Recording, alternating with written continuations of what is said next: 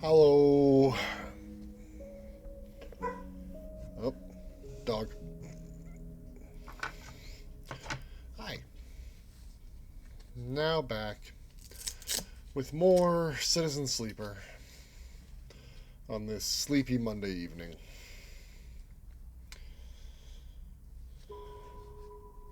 I don't even remember where we were, what we were doing. I have Skittles though, so apologies.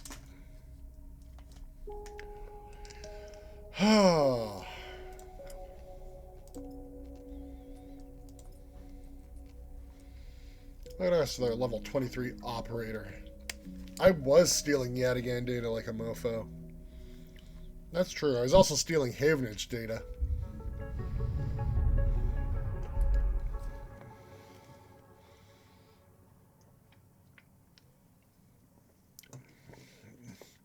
We will become Hacker Supreme.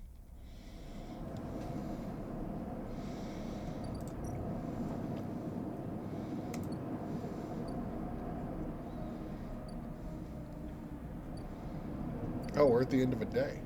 Interesting. Interesting.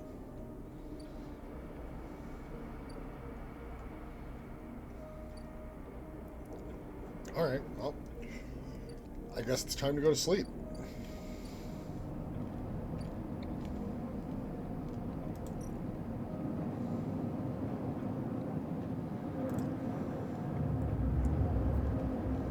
Maybe?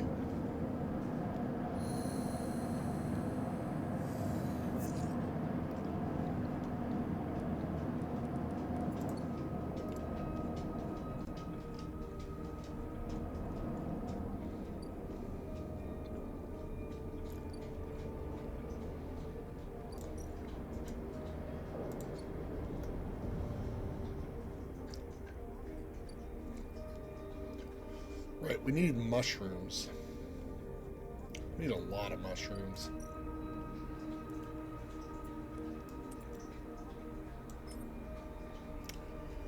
We're also tracking Ashton for... Okay, so we got a couple different things, right? We are waiting for Fang to make his way to the Greenway and get ready. We could build a home. We're trying to help Fang with his stuff before he'll disable our tracker. We need to find Ashton. We wanted to help the flotilla. We need to get Girl caps for Emphas. We need to grow mushrooms, which means we need to clear the aviary. Join the Haifa. Win a shipyard ticket. And do work for Rabia.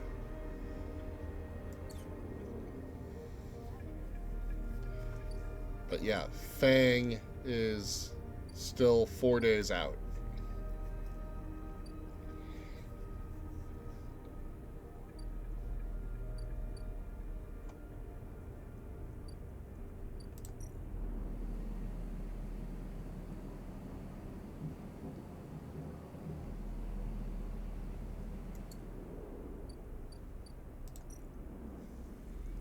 Yeah, I do have a lot to do.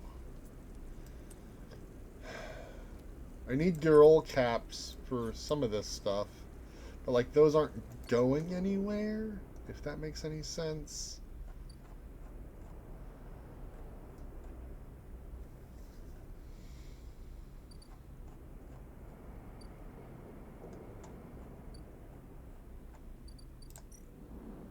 Alright. Let's...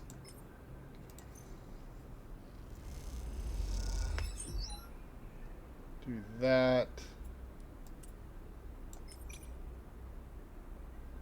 This should...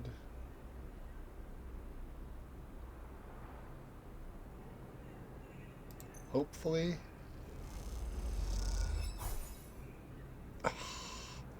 Boo! Boo!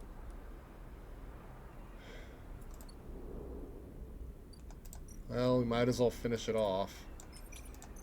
Hopefully. No, we failed. Of course. Alright.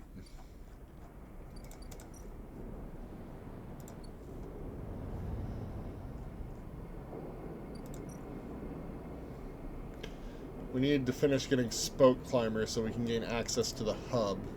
So we can go deal with Killer.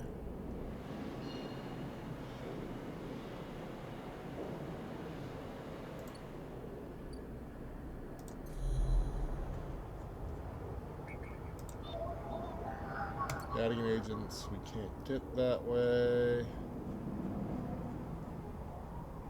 Avenage agent. I would like to bypass your stuff.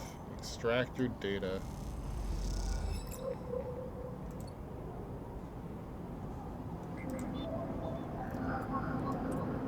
Working for a living's for suckers.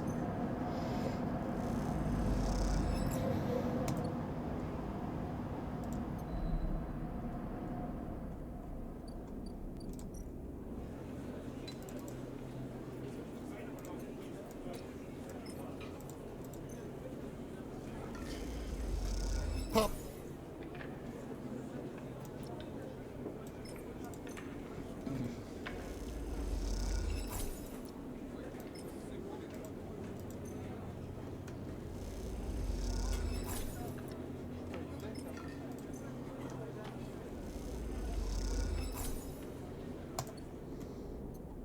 Amphis, I hungry.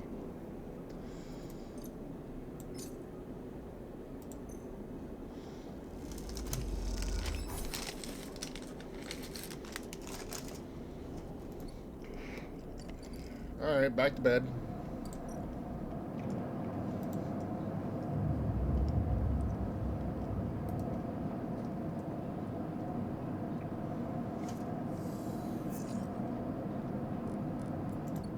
It's not bad.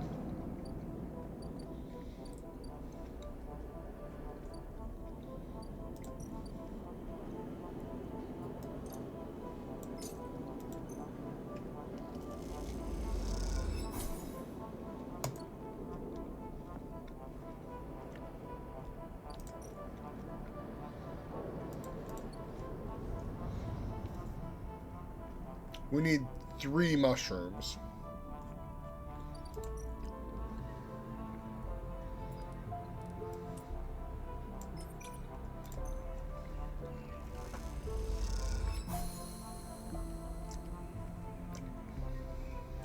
As if someone is transporting equipment through the margins. Alright, here we go.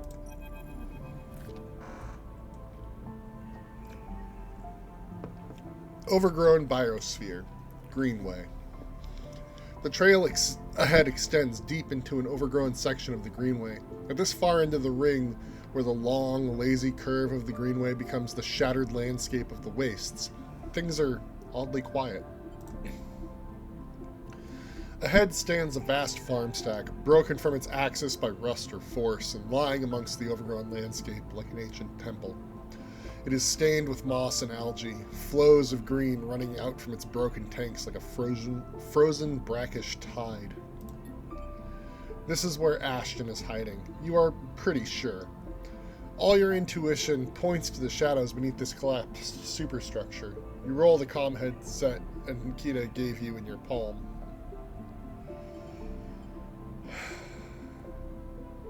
What are they doing out here? What did they need the ship mined for? And we don't know if they're actually here, right? We're pretty sure. So let's go see. You survey the route ahead. There is a direct route, a line of broken pillars that take you into the center of the structure. Or you could skirt around the pillars, keeping to the cover of the raised spine of the Greenway, and work your way around. It'll take longer, but is better concealed. We'll go around. You decide on the long route, and head off towards the central spine. It is slow going there, where the overgrowth meets the metal wall, but it is so concealed that you can barely see the glass roof high above. You follow the wall, knowing it will lead you to the edge of the collapsed stack. For the final part of the journey, you have to work your way through dense undergrowth, pushing aside branches and fronds. It is exhausting, and you stop on a small rise to rest. It has been hours since you began. You desperately hope Ashton hasn't moved on. Just ahead, a soft glow is coming from somewhere within the farm stack. A grow light? Still on after all these years, perhaps? You take a little longer to rest, and then push on. You follow the faint glow of the stack. You find a broken tank, and step through the opening, trying to avoid the broken glass that sits among the moss and algae. You work your way up the slanted tank, carefully, quietly. Somewhere water drips, and you swear you hear birdsong. Hanging plants catch the light, coating the place in a pale and sickly green. As you reach the edge of the tank, you hear something, an echoing hiss, like a hydraulic piston. You quickly move up to where the tank opens into the central drum and look over the edge. The vast drum is like a cistern, with plants growing on all sides, the wet mossy islands at its base. It is beautiful, and for a moment you can't see anything but tones of green. Then you see the sleeper. In a faint circle of light descending down through the drum, the sleeper lies slumped at an odd angle. They are surrounded by crates, and beside them, on one of the mossy islands, there is an object, a cylinder set on a tarp. It is connected to the sleeper's head. You flinch. Are they one of the others? One of the ones that escaped with you? You squint, trying to recognize them. They are twisted, broken, open, wrong. You look away.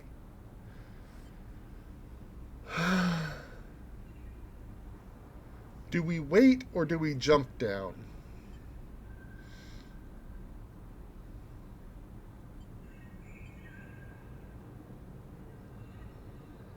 Let's jump down.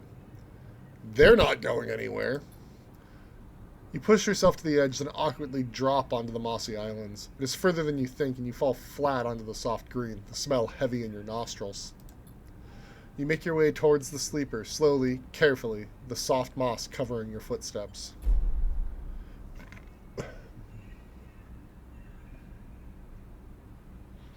Before you have even gone 2 steps, the first shot rings out. It passes so close that you feel the ripples of air radiate out from it. You drop to the ground as the sound echoes around the drum, blanking out all noise. A voice calls out, "That's close enough. The next one will end you." Ashton, you assume, is somewhere in the walls of the tanks on the opposite side. What are you doing here? What did you do to them? I mean, we know what they're doing here. They're hiding. What did you do to them?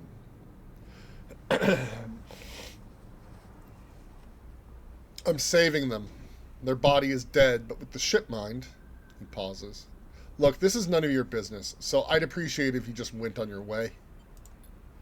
I'm going to start counting soon, just so you know I'm serious. A pause. I don't want to kill you.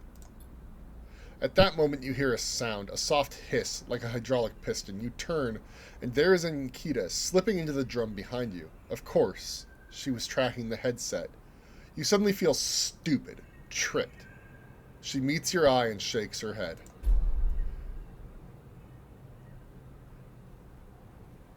The gunshot breaks the silence, blanking out all noise. It hits Ankita's shoulder piece, the ceramic armor cracking but holding as she braces into the impact. Then she launches herself forward, the now activated armor launching her across the drum. Another shot goes wide before she reaches the cover of the crates besides the sleeper. Shit, you hear the shout from one of the tanks high on the far wall. Ankita reaches over and wraps a hand around the thick connection between the ship mind and the sleeper. What is she doing?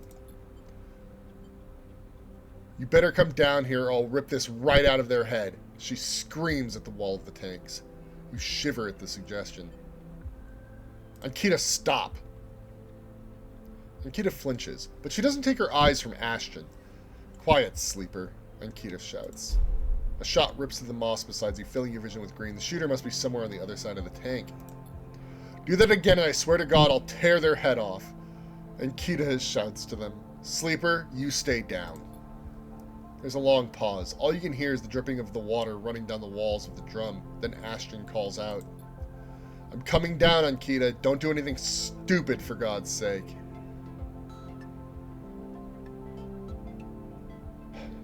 He appears at the far side of the drum, stepping through the shallow water, rifle raised above his head. "Drop the gun," Ankita shouts. He throws it down onto the moss. As you lean out to watch, you see him catch your eye, clocking your presence.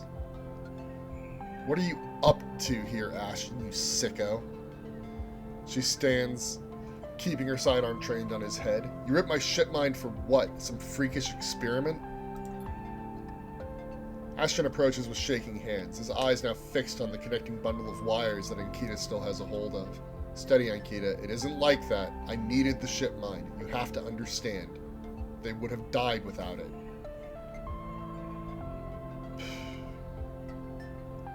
Rough.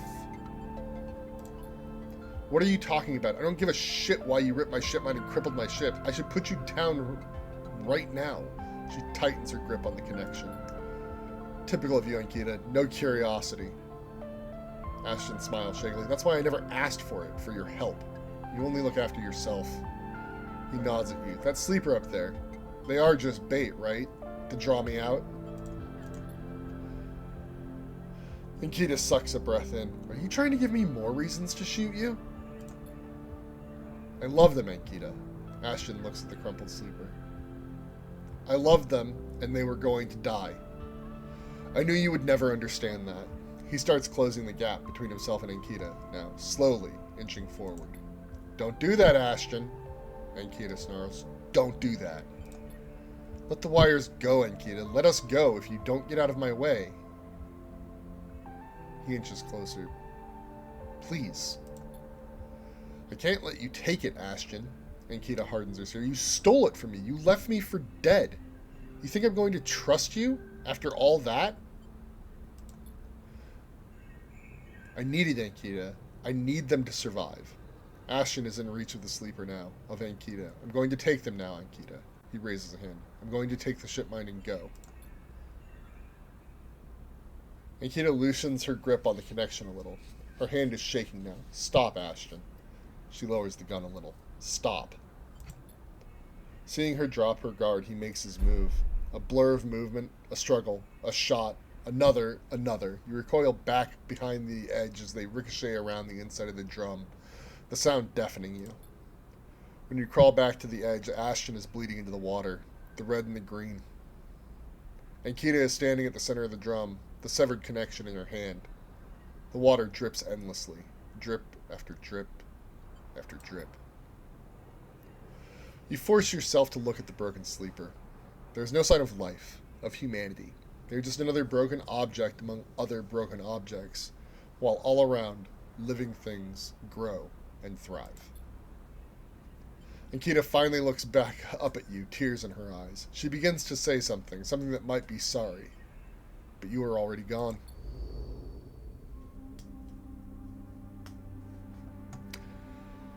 Whoo!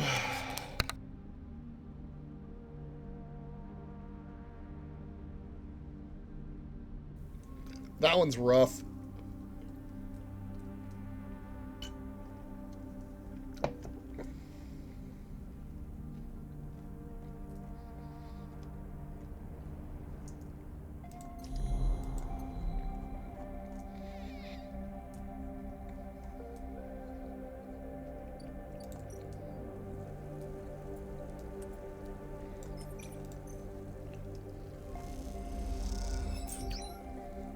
One? Crap, we need 3.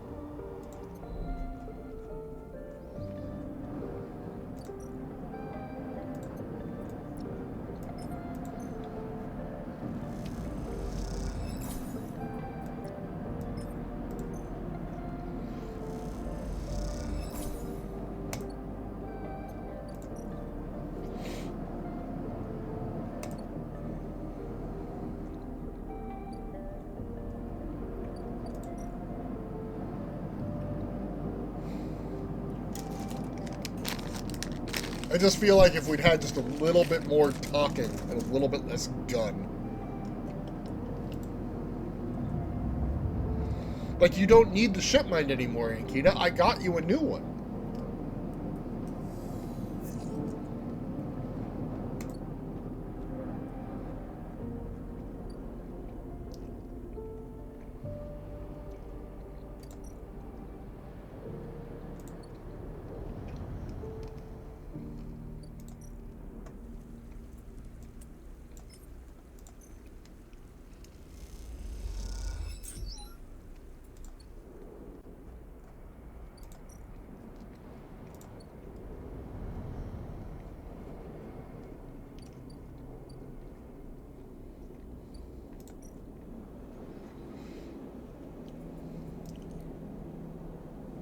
Wait, first, eat.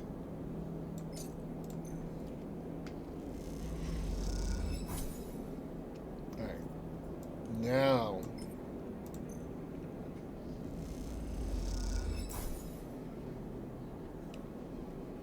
Memphis eagerly takes the bright yellow Ural caps. He seems pleased with them. And now, we have to wait 3 days for him to prep the food. Memphis is working on gathering the ingredients and preparing the mushrooms. He doesn't like to rush these things.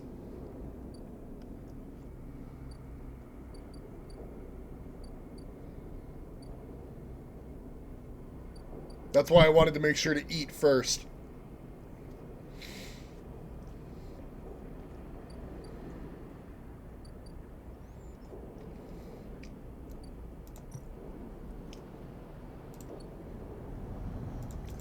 What were we going to do again? Probably upgrade our Endure. Although instant karma might be interesting. That requires 2 points, though.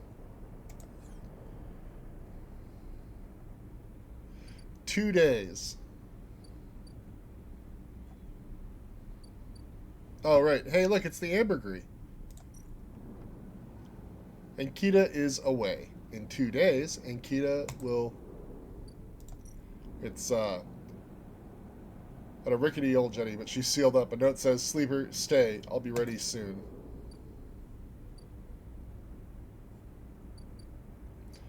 And Fang will be ready in 2 days.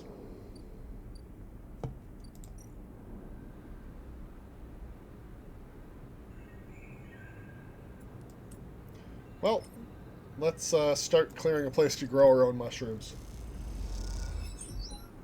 That seems worthwhile.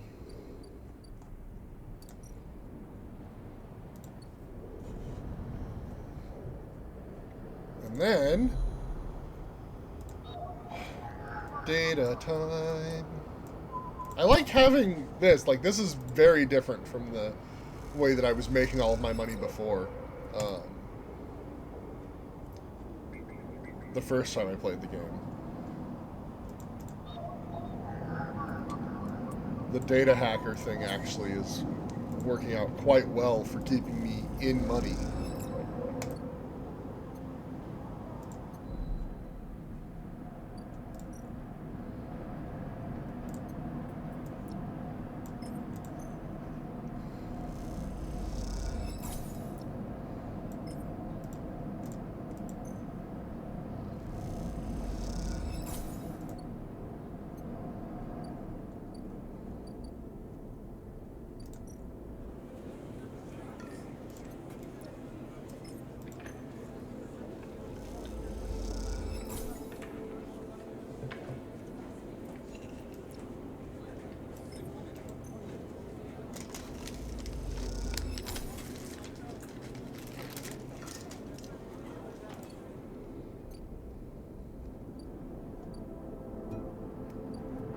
Oh.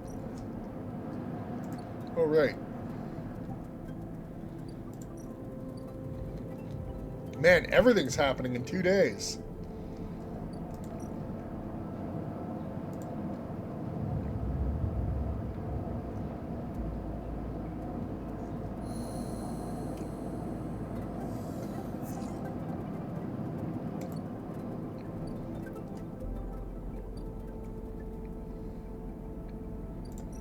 Oh, you're back. I would like to buy some scrap, please. But you sold me a ship mine instead. There we go.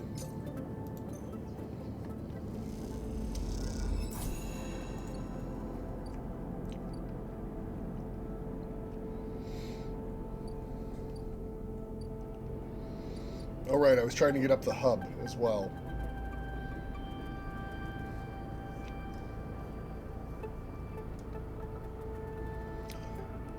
Let's do the engage, because there's a chance we gain energy doing engage actions.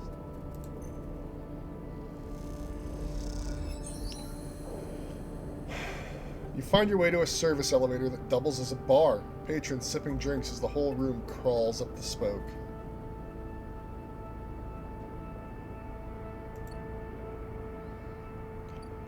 Ascend to the hub. Alright. Station main dock.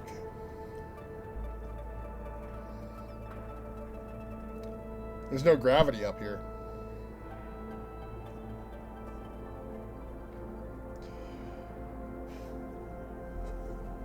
Spacer socializing, access manifests. Well, if I do interface, I can get paid for it. But if I do engage, I can get energy? Is that right? Do I have my abilities correct? Yes, you have a chance to gain energy. Descender car, and then... Alright, this is fun. You can still scroll the wheel.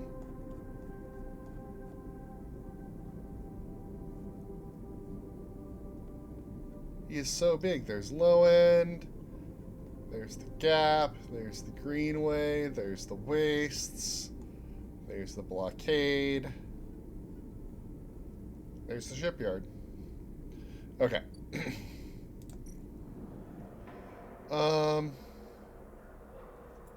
Let's...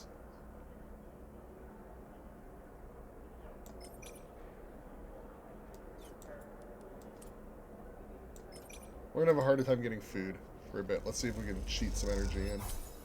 Nope. Just 5 free cryo. I only got 1. It's overwhelming, but you start to piece together a picture of which bays serve which purpose, from repairs to refueling.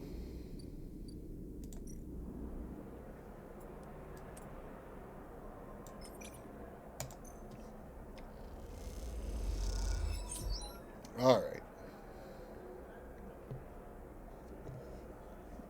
You start to draw connections from manifest to manifest, noting the patterns and flows. There's something beautiful in the chaos. Alright, we're halfway to being a weightless wanderer, which means now we can go to the Gimbal Lounge, the Spacer Bar, buy a Spacer meal,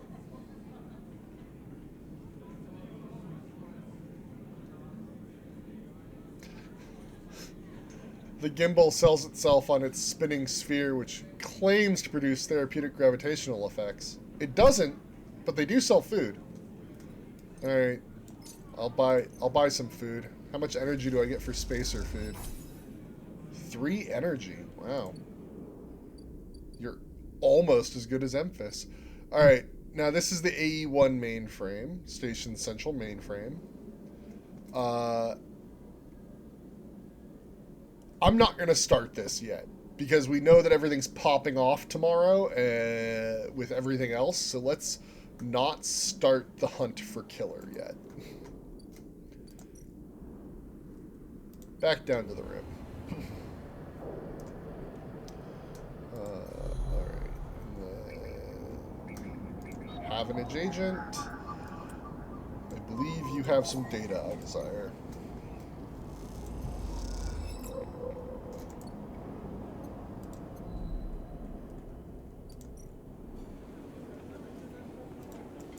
Ah, wrong button.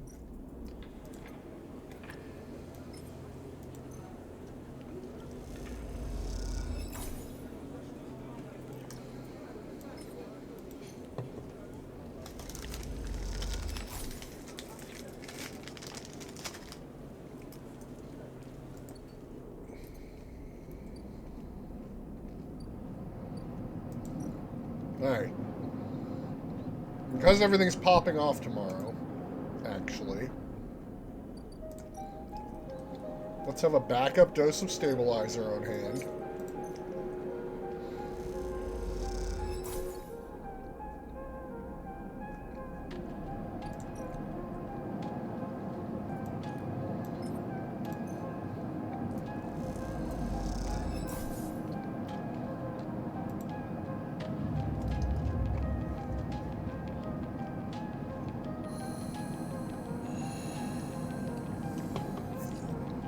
Oh, those are some good dice for the day.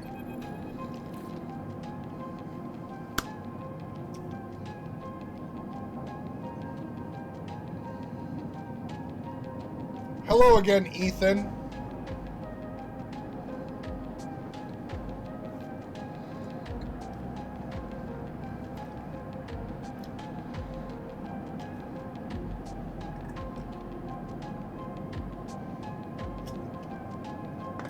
You miss me?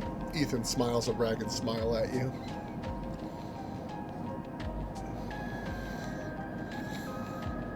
You look a little bit worse for wear there, Ethan. Somebody break your nose?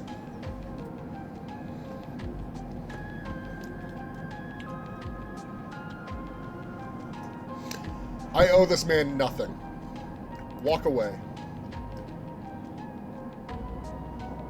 Ethan follows along, and you notice he is limping. Come on, Sleeper, just a little joke. I know you have a sense of humor. You look at him. He's paler than usual, hunched. He's sporting a black eye and more than a few cycles of beard growth. It's no way to greet an old friend.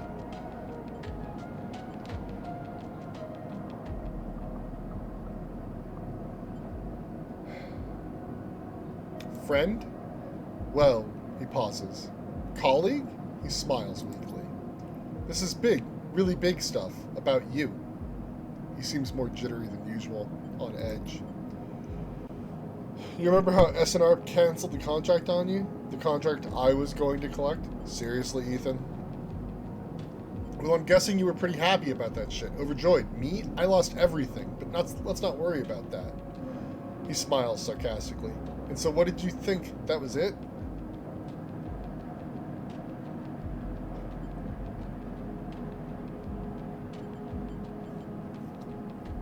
I was just glad to be done with you. Oh, the feeling was mutual, except... Ethan leaves a dramatic pause. What if old SNR gave the bounty to someone else? Someone who's even more of a shithead than yours truly. He smiles darkly. What a disaster that would be. You are bluffing. Sure, you could think that, but then you'll wake up, or not, with a bullet in your head one of these cycles. And if you could think, which you won't be able to because of the bullet, you'd be thinking, oh, I wish I'd listened to Ethan. He grins. Ethan fishes around in his pockets for a slip of paper. I've been speaking to some friends, you see, some colleagues about what went down, and it turns out SNR canceled all their bounty contracts. The whole lot. It seems they've brought someone in-house. Some guy who did so well on their last contract that they got offered a job. He leans in. Apparently, he made a hit on this ship called the Winter Wonderland, or something. It was smuggling sleepers out from under Hessenharp's big corporate nose. He killed the crew and blew the ship. They called him Hemwick or Maywick or something. He gives up looking at the paper. I forget. You mean Winter Light? That's it. He looks at you hard. So you do know about this. He pats you on the shoulder. Then you'll be very happy to hear what I'm about to offer you. Oh, I hope it's not John Wick. I would be in deep, deep trouble. Ethan runs his hands through his greasy hair. Given this new information I've brought to light, it seems that you are in need of protection.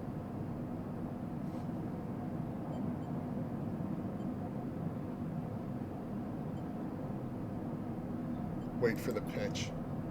I, meanwhile, am in need of assistance in kind. It turns out I upset some people at the compressor the last time we were there, the owners, and they say they'll space me unless I work off the debt. Seems they are that kind of businessmen, he grimaces. I would pay them, but he shrugs and turns his jacket pockets inside out in a mime of poverty. He looks pitiful, even more so for his clownish acting. Then work it off. You should be glad, the anger rising in him now, that I came here and told you this. You think anyone is looking out for you? You are a contract, a name on a list. He kicks the wall. He rubs his temples. I'm sorry. I'm sorry for being a shit and trying to kill you and whacking that thick skull of yours. He sighs. If you're only sorry when it's convenient for you, you're not actually sorry. You think I want to go up against this guy? But us, he jabs a finger between the two of you, we don't have a choice. So you keep me from getting killed, and I'll do the same for you. We can help each other, a straight 50-50 deal. I'm not asking for a favor. I'll think about it. Ethan nods. I'm at the compressor, every cycle, working. Just think about Maywick. Think about that cold-eyed assassin Arp shit on his way here from the core systems. That should give you the motivation you need. Can't wait to be working with you, he shouts.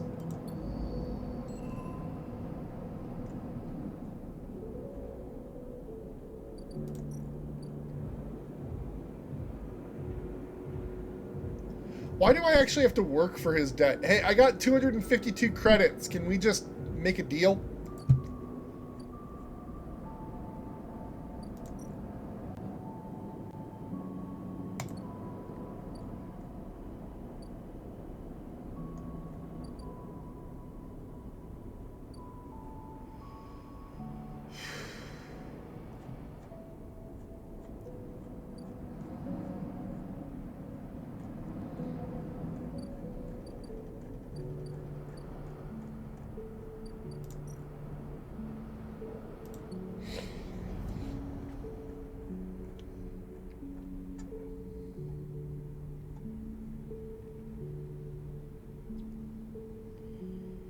Well, we can either do Fangs or Ankitas first.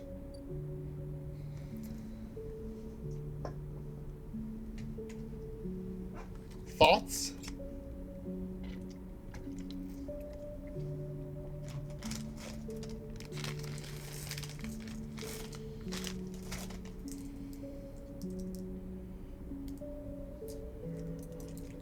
Wow, 2 for Fang.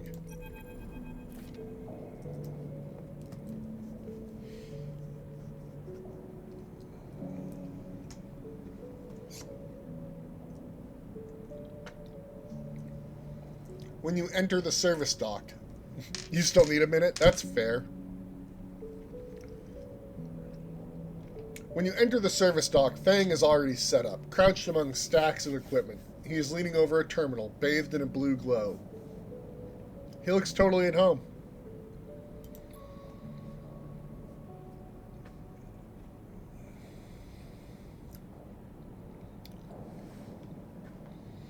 Sleeper, what do you think? Turns out not everyone in Havenage is set against me. A couple of my old systems pals managed to ship me some of my old gear. He gestures at the pile of blinking hardware. Nice kit. Or, the mess is here! The mess is here! Fang laughs. Don't question the process, Sleeper. What are we looking at? One massive smoking gun.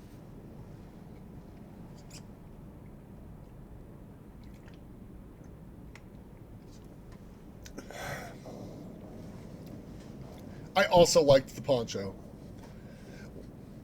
He raises eyebrows. Feng beckons you over. He has a set of scans of the wastes on his terminal with heat maps of activity overlaid. A chunk of the derelict rim is blotchy with bright red and orange marks. Does this look like a wasteland to you? Feng shakes his head. There's hundreds of Conway machines out there, all lined up in concealed hangars, and a whole underground facility to support them. Hardin has got a crew out there putting them together. They must have shipped them in piece by piece to the shipyard, ready for assembly out here. Why? They're planning something. No one needs hundreds of heavy-duty reclamation drones to run this kind of operation. Maybe Hardin masked this whole thing as an effort to clean up the waste, but there's no way this is about pulling scrap off the eye. And why is Conway in the mix? I bet no one in Havenage knows another corporation is setting up on the station. They aren't stupid either. These scans are the best info I can get. The wastes are cut off from the eye's cloud of networks, and the Greenway is a total dark zone. No data can come in or out. I can try. No use. You need to enter the cloud, and there's no cloud to speak of. He turns and winks. That's why I'm going to pay them a visit. How? You forget, Havenage come in and out of there all cycle. I should be able to get in, as long as no one I know sees me. He grimaces playfully. But I need you on the outside to help disable security systems and cut me a pathway through. There's no cloud access, but if I can get inside, I can open up nodes in their network and we can work in tandem. It's a massive facility buried deep down there, miles of corridor and ventways wrapped around the cargo bays and hangars, so it'll take more than a few cycles to work through it. But as long as you can keep them off my back, I know I can rip what we need out of there. Pulls a handful of ripper worms from his pocket and hands them to you. These are the last of my little helpers I managed to salvage, so make them count. I modified them slightly. This time they'll feed their data threads back into the system that they're tunneling into, creating a nasty little feedback loop.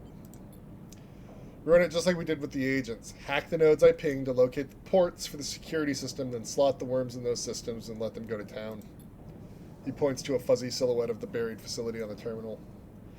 Here's the entryway. This is where you can get access and slot the first worm. That'll fry their perimeter systems and get me past the first cordon. What I need from you is to keep your eyes on the facility after you kick things. You see me pop up a security system, a server bank. You need to break in and slot a ripper to disable it as soon as you can. If I can't, Fang gives you a hard look. You miss a system, you wait too long, they're going to find me. Simple as that. He claps you on the shoulder. I need you focused on this one, so I'm going to let you fire the starting gun. I won't go until you slot that first worm. I'll leave a tracker running on the terminal here, so come back here if you want to see my progress. He affectionately pats the top of the screen. Got it. Don't worry, you can run rings around their protocols. I've seen it. It's all in place. You just need to make your own preparations and slot that worm. He stretches. Just don't wait too long. I'm getting bored of all this sneaking around. Once I'm inside, I'll get the proof we need to end this whole thing, no matter what. He crouches to check the terminal. We can't take longer than 6 cycles. Remember that. Oh, and one last thing. If we get caught, or you can't reach me, or we run out of time, there's one thing I need you to do. What? You take whatever I've managed to pull at that point, all that data, and you slot that stuff straight into the relay I've set up here. He points to a pile of servers and terminals hooked into the dock with cables as thick as your arm. I repurposed the dock's SOS broadcast system to beam out whatever you put in it. Anyone with a terminal, a slate, or a server on the eye will see it. That means Havenage. Yet again, the hub. Everyone. No matter what, Hardin isn't snaking away this time. He grins. I've got a bit more to do here, but the moment you slot that first worm, I'll make my move. He gives you a parting smile and turns back to the terminal. The nerves hit as you make your way out of the service dock. Time to prepare yourself. Alright.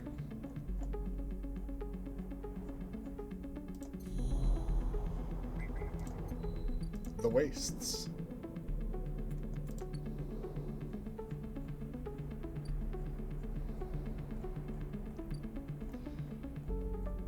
Alright, so we can't start this yet because he's not ready, I guess. Which is interesting. Oh wait, no, there it is. Haha! Conway access. Shall we begin?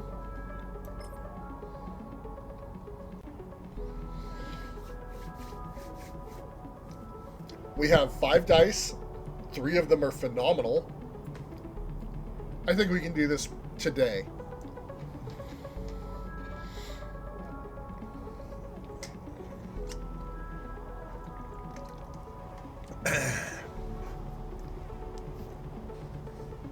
What's the phrase? I'm in. The The worm tunnels in and starts looping data through the node. The Conway facility opens up to you. Godspeed, Fang.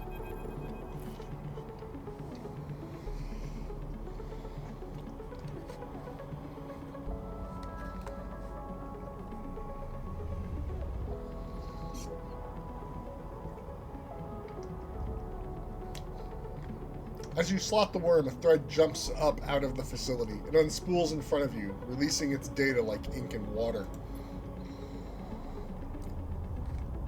Sleeper. Fang's voice crackles through. Moving in. Nodes, then ports. A whir of interference.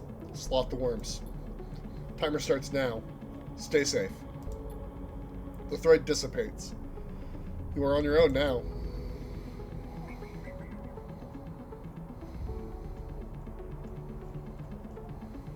Well, Consec F1. This node is linked to the outer security. Oh no, I have the wrong dice. Fang must be struggling to get through. Bypass, please.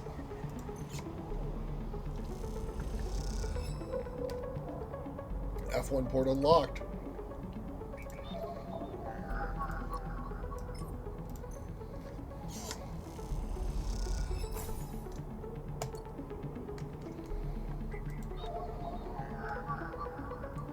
This one needs a 4 or a 2. What's this one need?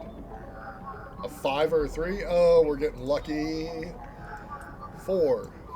Both the S layer nodes need to be extracted before the port will be open. Is there time?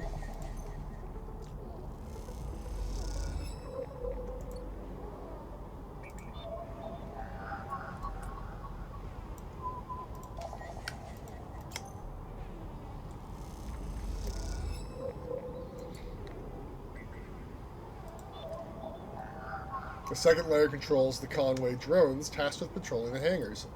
I want drones. Give me drones. Aww. We just fry their reporting link. No more reports from the drones. Uh-oh. Consec 3. This one needs a 6.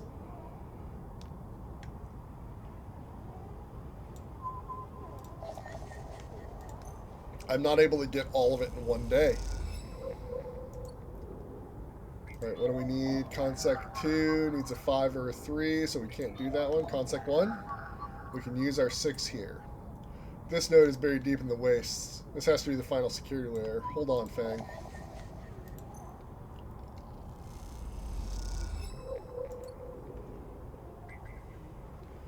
Okay, so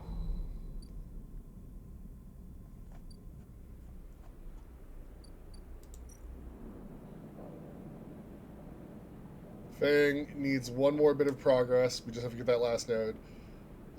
We have 6 more days to get that last hacker node taken care of. And so to do this, we need a 5 or a 3. So that's what we're spending our next 5 or 3 on. But before we can end the day, we have to talk to Ankita.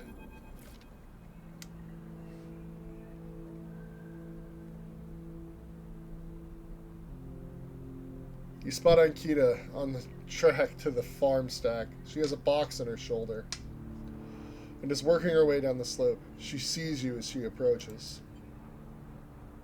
Neither of you speak for a moment. She looks tired, pale.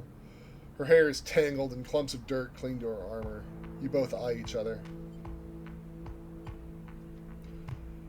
Are we going to be judgy, or are we going to talk to her?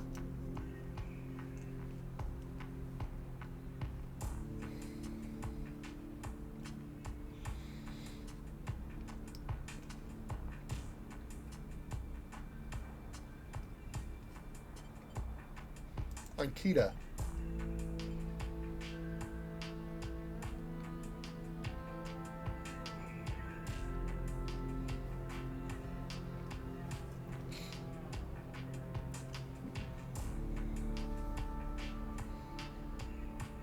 Sleeper. She takes a deep breath. I'm sorry for what happened. Truly I am. I am sorry you ended up in the middle of this when all you have shown me is kindness. She rubs her face. I'm sorry.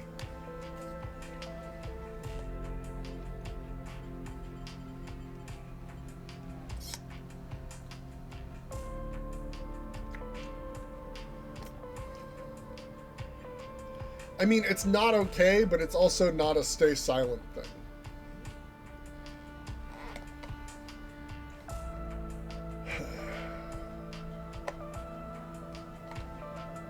I mean, like, God, your life is hard. And brutal and mean.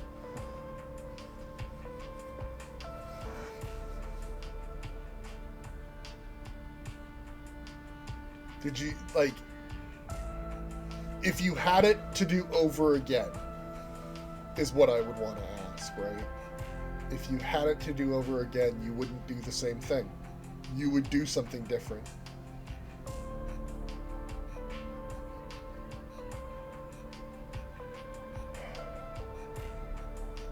But also, you know, you could have listened sooner. I'm not sure what the answer is on this one. Thoughts? Like, more talk? Tell her it's okay that she just killed 2 people?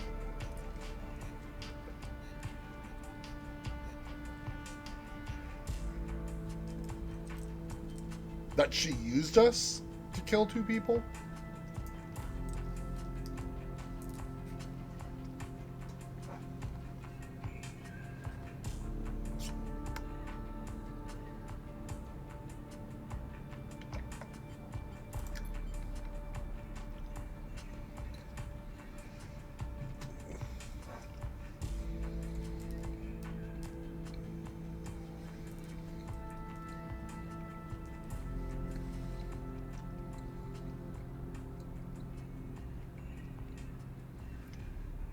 I'm sorry for that sleeper that she stares at the floor.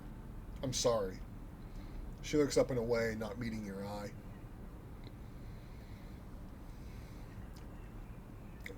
It's not that it's unforgivable, right? Like,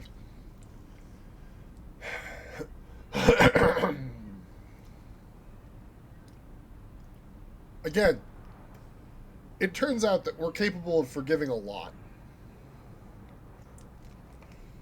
As long as a person actually shows growth.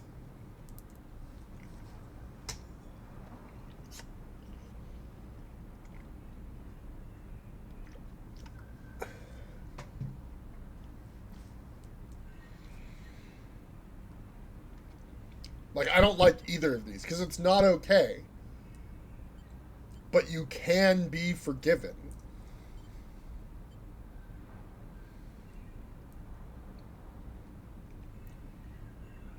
It's okay.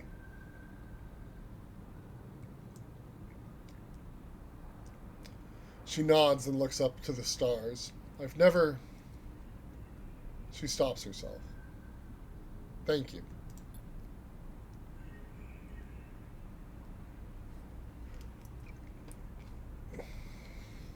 Ankita shifts the weight of the box on her shoulder. She grimaces. Look, she sighs, can you come with me? It's easier if... If what? You see it. It's just down the way.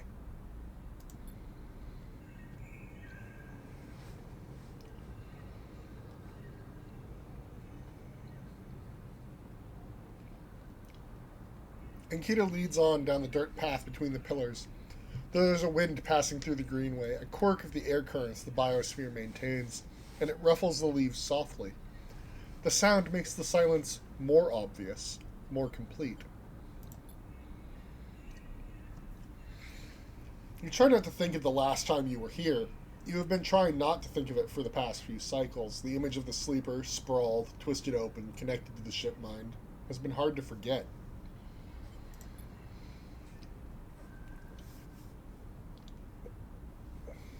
You realize Ankita is leading you back there, back into the drum at the center of the stack.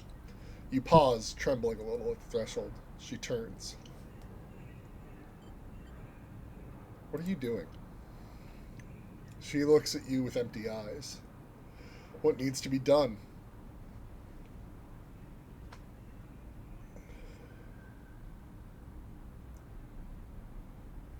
You stand on the threshold and look up at the tanks, green and wet, some glowing with flickering grow lamps. You look down at Ankita, suddenly so small under this hulking ruin. The smallest she has ever looked. She places the box down. You follow Ankita into the stack through a low tank, entering the drum at ground level. It's just as beautiful as you remember, but it barely touches you. Instead, you check the apertures of the tanks for the glint of a weapon, or a shadow among the moss. Ankita stops and you look down. The mossy island at the center of the tank is clear now, the equipment cleared away. In its place is a mound of dirt, loosely covered with moss. Ashton's rifle stands straight, half buried in the dirt at the grave's head. I buried them together, Ankita says without turning. You both stand there in silence for a little while. You think of questions you could ask about Ashton, about the sleeper.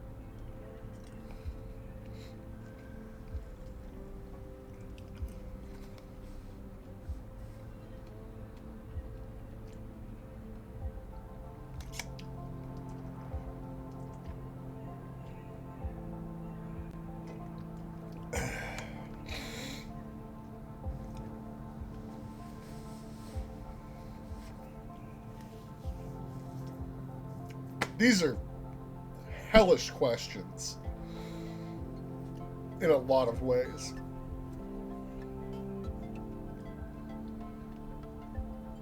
How long did you know him? She takes a moment to respond, and for a moment you think she won't, but then the words come gushing out. He signed on a while ago. He used to run recon for a corporate outfit, but he got sick of the pay. He joined the crew as a sniper, and the first few jobs were a breeze. He was so cold, disconnected. He always hit his marks. The last few jobs, though, he was different. I noticed that. We'd had a period of extended shore leave on the eye. When he came back, he was changed. I assumed he just had too much time off. He was right. I never would have given him the ship mind. I wouldn't have believed him. I've had crew members double-cross me, undercut me, rat me out. That's the business. He wasn't a good person. None of us in this job are. This is how we die. Alone. She stops, not sure of what to add. It seems like she's reaching for something, but she can't quite get there. You feel that gap between you, and as you do, it widens. The water drips. The moss trembles. You both stand in silence for a while longer. You both feel it, life creeping back in, the silence ending. Ankita shifts her weight and then starts to walk out. You follow her, suddenly eager to be back out in the open space of the Greenway, to be away from this place forever. You stand outside and breathe the fresh air. You stare at the green leaves and the stars wheeling above them. That's it, says Ankita, from somewhere behind you. You try to think of something to say, but can't. Ankita puts a hand on your shoulder. You turn back to her. At least take this. She forces a handful of cryo chits into your hands. It's what I owe. She looks at you desperately. You look down at the metal bars. Ugly little things, you think.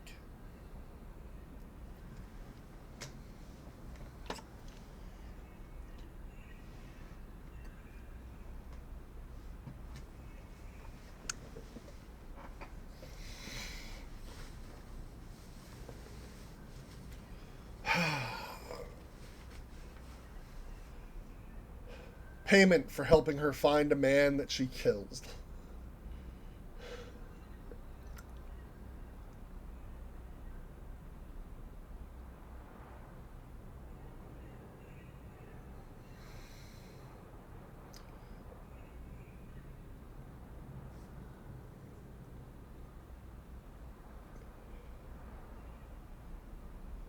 He wasn't a good person.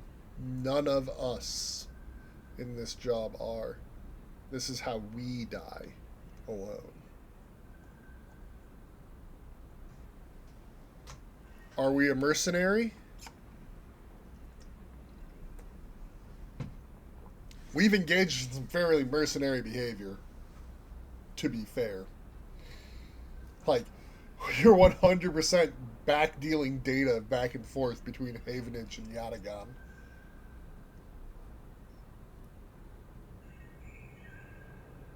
Like, the chits seem to be for her giving us the money is more for her than for us.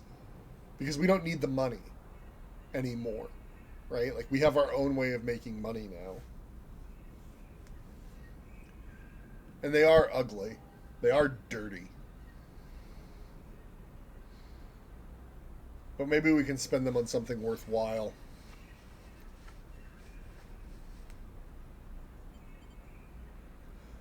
So you're saying that if I take the chits, do I stop being a survivor and become a mercenary? Like, I think that's an interesting... I'm taking the money because I need the money, but I don't need the money anymore. Like, I'm doing well on my money other ways, right? But I could use the money.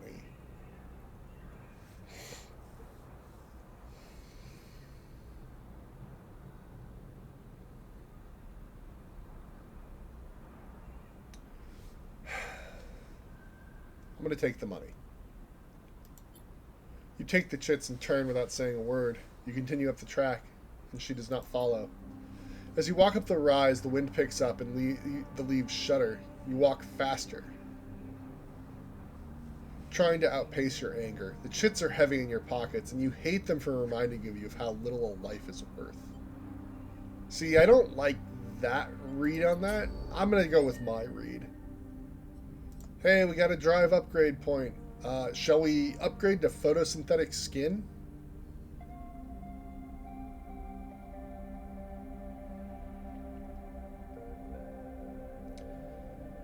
Or save and try to get instant karma, which will allow us to reroll all of our dice once per cycle.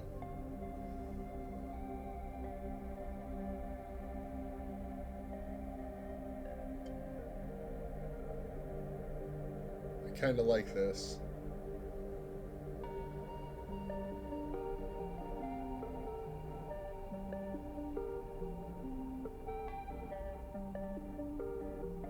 Yeah, the game did kind of make me say it was okay and then play it out as angry, which is disappointing.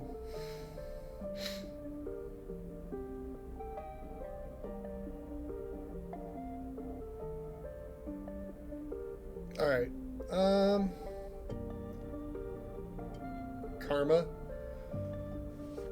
Other thoughts? Karma or skin? Wow, that sounds awful when I phrase it that way. While you guys think about it, I need to make our way back to a bed. Wait, I had a question. If I give you money, barter for food, does this just get me energy, or do you sell me mushrooms directly? Gets me energy.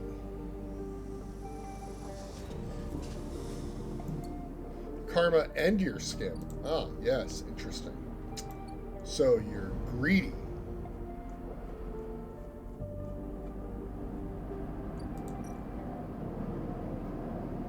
Hey, look, Maywick. That's a long clock.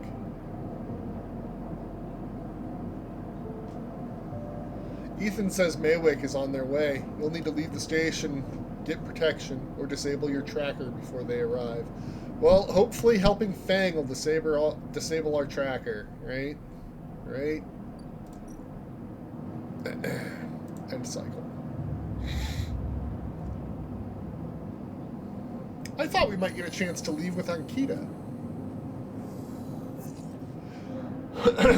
Alright. I don't know if any of those work. What was the number we needed? Food? We'll deal with Emphas in a minute. First, we gotta help Fang. He's on a clock. You don't even trust that Fang can really do it? Fair. Is he just stringing us along? Man, that would be a hell of a thing at this point, wouldn't it? Well, let's help him. We only get to know if we help.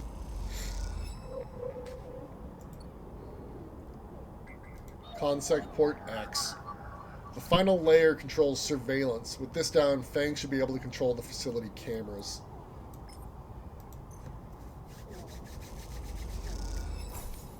The Ripper Worm chews through camera controls. The moment it does, a thread shoots from the facility. Ready? A thread from the facility cuts through the cloud like a hairline crack of light. That's it. The final layer of security broken. Somewhere, buried in the depths of the station, Fang is in control. He is slicing into the camera control circuits and piping out the result. The thread flickers and unravels into an image, a scene, two figures in a room. One sat, the other pacing. The pacing figure resolves into Hardin, the unmistakable superior posture, the shock of gray hair. The second figure's features don't seem to resolve. They are vague, unformed. A problem with the data, perhaps? You look closer. Then you see it. The figure is a proxy. Perhaps you should have expected it from Conway, a corporation whose very existence is owed to automation. The proxy is a machine designed to be piloted by remote connection, someone else in the system puppeteering it with their own body, speaking so it may speak. The proxy sits impassively, or the Conway executive that is piloting them does, from the distant safety of some ship or orbital colony, perhaps. We can move forward, there is no doubt, Hardin is saying. The reclamation teams are almost ready, and after that I will make the declaration. Nothing has to change. The proxy leans forward, its movement stilted, uneven, as if its body was being refracted through water. But things must change, Hardin. We need further assurances. I've been informed of a breach in one of the closed networks in the low end. You have been careless. Hardin waves the accusation away. We have been stretched. A breach was detected, yes, but no data of value was lost. Our board is concerned, Hardin. A drop in our value would be unwelcome at this time. The proxy leans back, its posture dominant. If the reclamation of AE-1 is contested, then we could be drawn into a compromising legal position. Hardin approaches the proxy. There will be no contest, not from Solheim, who cannot muster a defense, not from Havenage, who will fall into line below me. He crouches in front of the seated figure, eye to eye. And the people of this station? Refugees, gangs, spacers, all either opportunists or degenerates. Havenage is no longer strong, no longer united. No one here believes in Erlin's vision, nor has the strength to enact it. I sat across from him at the negotiating table. He was forceful, eager, weakened by his ideological convictions, perhaps, but a great man nonetheless. This place no longer deserves to bear his name. The eye is crippled. It cannot survive. It is a ruin filled with squatters and outlaws. They will be lucky if it still spins in 100 cycles. Hardin stands. You will move forward with the reclamation, because otherwise you will lose your advantage in the system. Without your advantage, you will lose claims on the remaining palladium. Without the palladium, your factories will go dark. Do I need to continue? One moment, comes the response from the proxy, and its head drops to its chest. Hardin sips back and paces once more, awaiting the discussion taking place elsewhere in the system. You watch Hardin as he paces, as he considers his future. What goes on within a mind like that? In the mind of a man who would burn all those around him for a path to some imagined golden end. The proxy lifts its head. We are happy to proceed. We will legally claim the station formerly known as Solheim AE-1 as salvage within 6 cycles. Havenage is to assist with the transport of the illegal residents to Conway housing and labor facilities. The proxy judders to its feet. Conway will also claim 70% of the raw output of the reclamation process after losses have been accounted for. Hardin nods. I accept. The proxy reaches out to shake his hand like a marionette. And then the recording loops. You watch it play out a second time, gripped by a horrified fascination. There is a bluntness to the conversation, to its blatant disregard for humans as anything other than objects.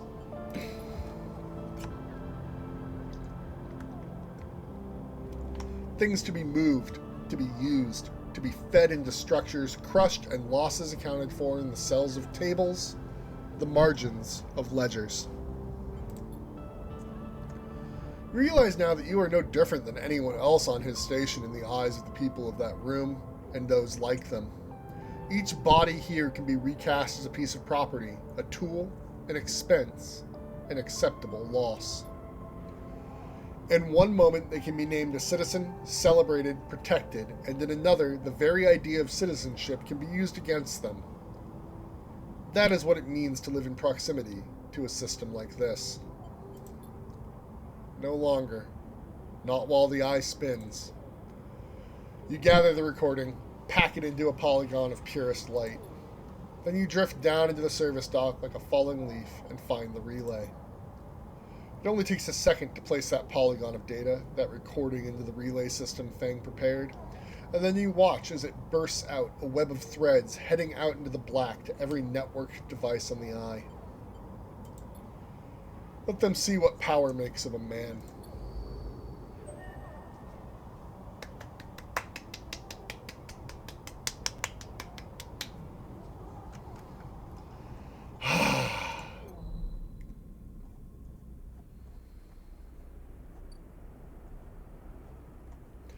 So now we do have 2 upgrade points, so we can get our instant karma.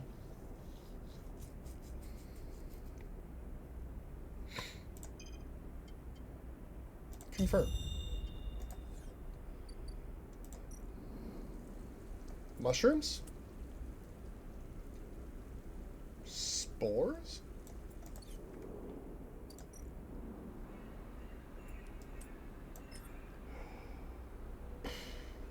Sunlit Refuge.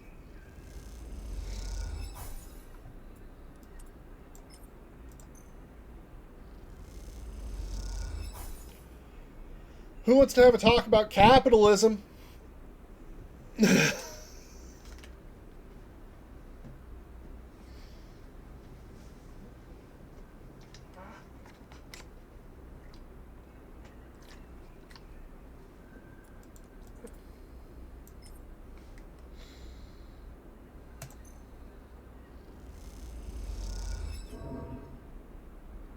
Oh.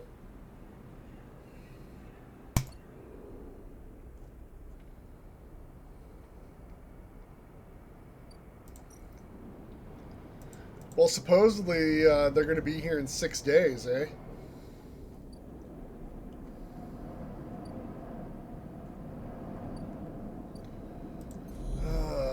Havenage?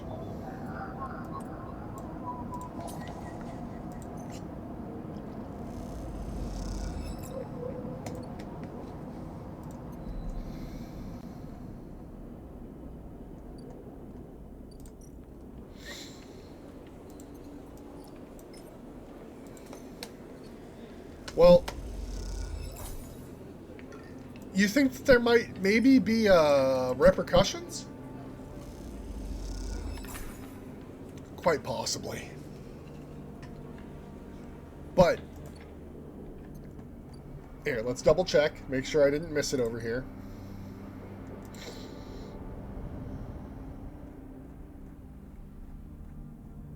Nope, nope, nope, nope, nope.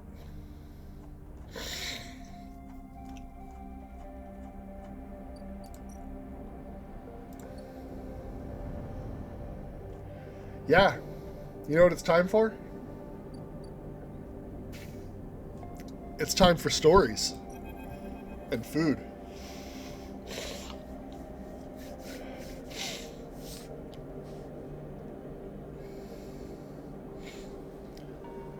Emphasis preparing the Gurol caps. He has had to heavily adapt this recipe, he says, but the smell is already incredible. It emanates from a strange purplish-white bulb you have never seen before, and he is slicing it finely. He brushes and slices the mushrooms, and then places them in the wok with the sliced bulb and the oil. They caramelize there, in that well-worn crucible. He adds liquids, transparent and opaque, and then turns down the heat. A sprinkle of leaves is the final touch. We have a moment, Sleeper. He smiles. Do you have a story? Something in the scent of the food gives you a feeling of nostalgia, something distant and melancholic. It seems like the story should match that feeling somehow. Maybe you will feel better for telling it.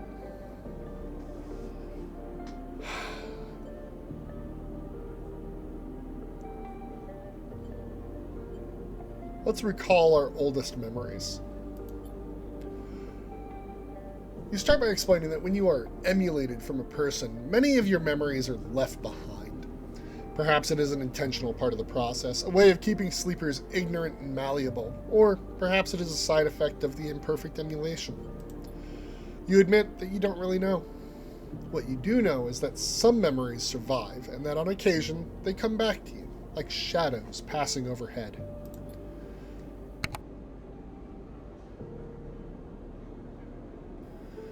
You detail one recurring memory, which, despite returning to you with enough regularity for you to think it familiar, always fades as quickly as it arrives. You struggle to explain the feeling of being whole for a moment that comes with this memory, and then how that wholeness slips away to leave you feeling like you have forgotten something important, but you just can't bring it to mind. Memphis nods throughout, cooking as he does, with deft and skillful movements. You start to trail off when you realize you can't find the words to explain how the memories you do have feel like both yours and someone else's at the same time, and how that always fills you with a certain sadness. The sadness of remaining forever unknown, even to yourself. Memphis finishes cooking and meets your eye. I'm sorry, sleeper, for your troubles. He puts the wok to one side. I appreciate you sharing with me. He smiles. I hope it lightens you a little. He passes you a bowl and heaps the gills into it, their yellow color mixing with the pale sauce in whirls and blooms. Eat. The dish is delicious. Filling, it warms you as you eat in a way you weren't even sure your body could be warmed. It is a small mercy, you think, that S and Arp left you this pleasure. Many of the features of frames are there to simulate human experience. You know that much. Emulated minds cannot be rewired, so their need for embodied experience must be met. That is why you breathe even when you do not need air. Without that simulation, the sensation of drowning would be unbearable. Food serves another purpose. Your frame is able to metabolize it to produce energy from the raw material. Vitamins and minerals are excess, of course. Your frame only needs raw power. So much is wasted. And yet, while you eat this food and feel that warmth, nothing feels wasted. It all means something to you. As you finish, Memphis takes the bowl, the last of his cleaning. He smiles at you, and neither of you feel the need to say anything more. Instead, you simply exchange nods and walk your separate ways back into the Bright Market, somehow changed. Good food! Hey. Matsutake broth? Memphis mentions an old recipe for matsutake broth. All he needs are 2 handfuls of matsutake caps. Freshly sourced, of course.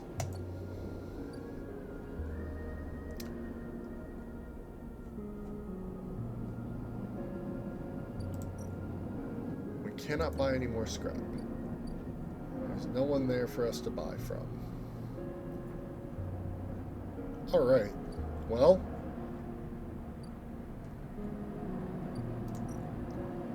I guess it's time to end the cycle.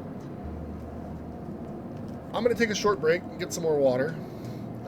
Everyone else should take the opportunity to take a short break. And we'll be back here in a few minutes. See you soon.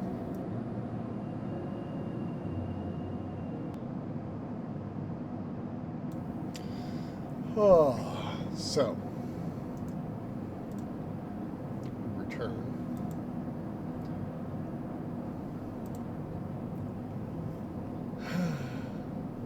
I don't know. There's a lot to be done still, right? I guess we start by ending the cycle. But I can't remember if stuff pops off now because I've finished those storylines.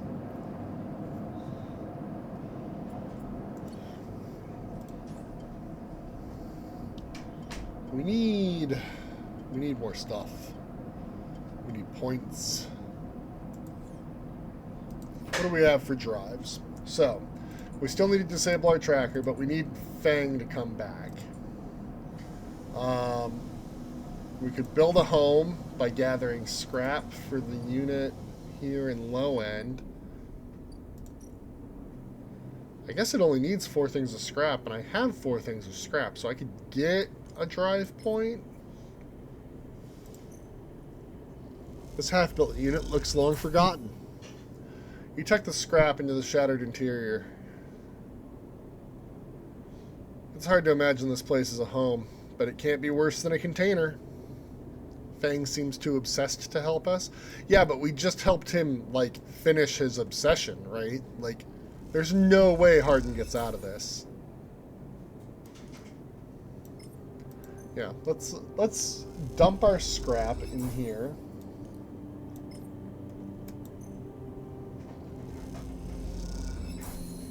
All right.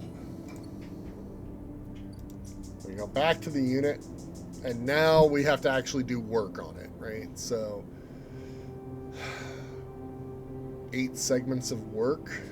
That's rough. Gain Ethan's protection. If we work in the compressor, we can get Ethan's protection.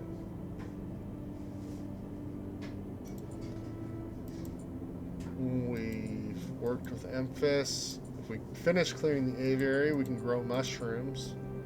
Join the Haifa commune.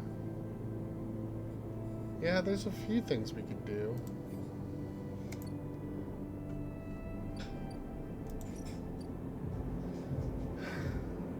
Should we help Ethan? Might it be used? Like, maybe you're not wrong. Maybe Fang can't actually do it. Maybe he's been stringing us along. And it's going to be 2 days. Oh, Havenage in crisis. The building is chaotic. Most of it is in total lockdown. No one can give you a straight answer about Fang or Hardin.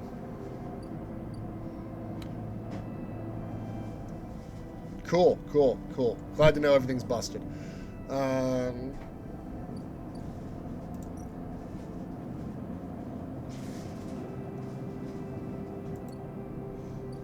There's things we could do at the bar. We could work the bar.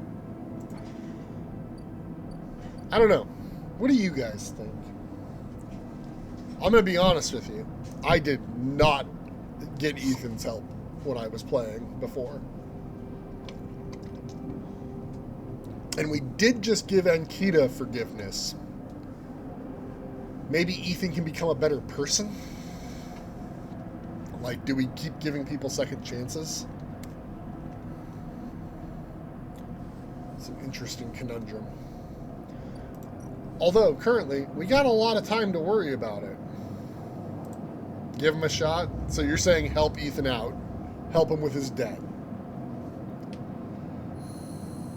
I really do wish that I could just throw money at that problem. Ugh, these dice are kind of poopy. But hey, we now have instant karma. Let's re-roll. It's a little better for us.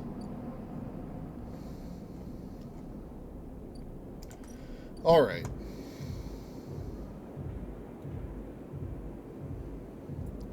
Well, we can guarantee good outcomes working the front with Engage. Working the door, taking delivery, staffing the bar. Work front at the compressor is a cocktail. Front work at the compressor is a cocktail of shouted orders, alcohol, and violence. Ooh, cooking mushrooms. Well, I'm going to do this one. Let's work on Ethan's debt. You and Ethan get put on the bar for a quiet shift and have a pleasant conversation with a customer. Turns out they are a friend of the owner.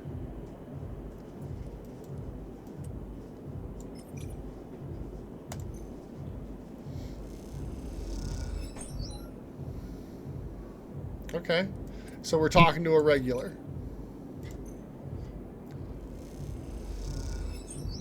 And we are now halfway through Ethan's debt.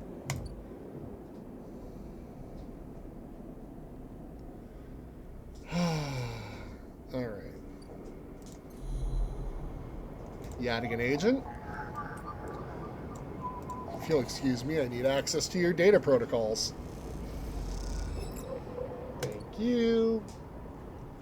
And Havenage agent? Haven? Havenage. I keep going back and forth on how I'm going to pronounce that.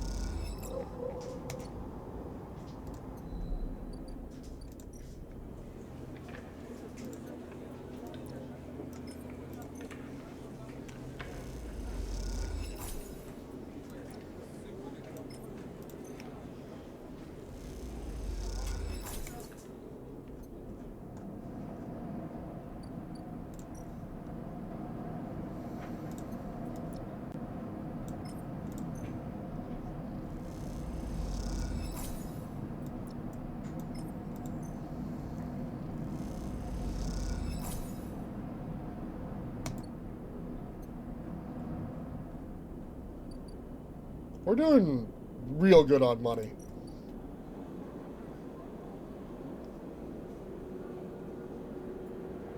I'm tempted to buy more stabilizer. Yeah, let's have a second dose of stabilizer on hand. I'm not going to use one yet. I think 4 dice is fine.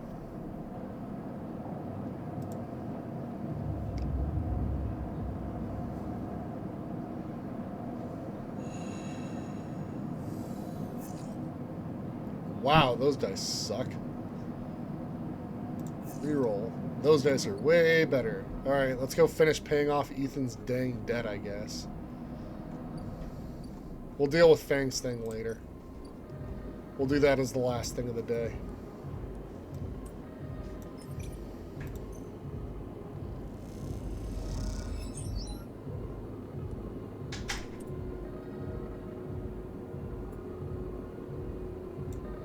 Do we have a special thing with Endure? No, not yet.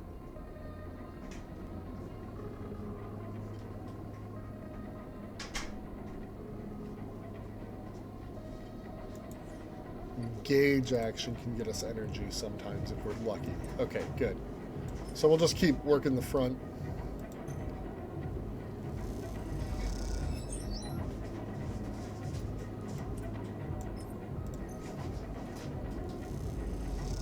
All right, Ethan.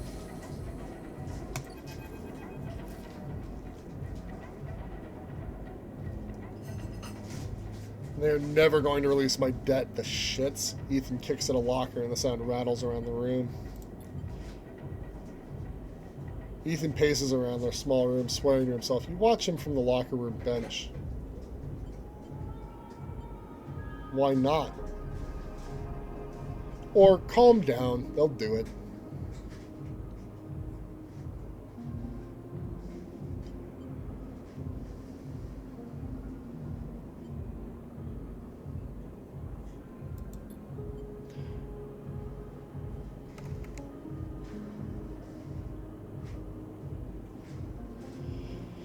There's no way, he spits on the floor, an old habit.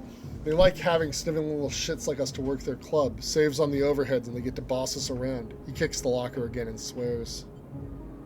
What did they say? Some shit about getting back to me. I swear to God, these are some of the most straight-edge gangsters I've ever seen. He laughs at his own joke. I can't do it. I can't spend another shift stopping spacers, bringing nail guns into the club, or pouring endless shots of Gurol for ignorant Havenage work crews. He looks at the locker again, threatening with a final kick. I mean it. I'm going to go up there and shoot every single one of those shits.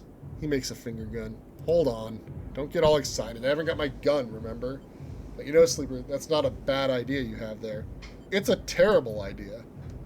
But is it, though?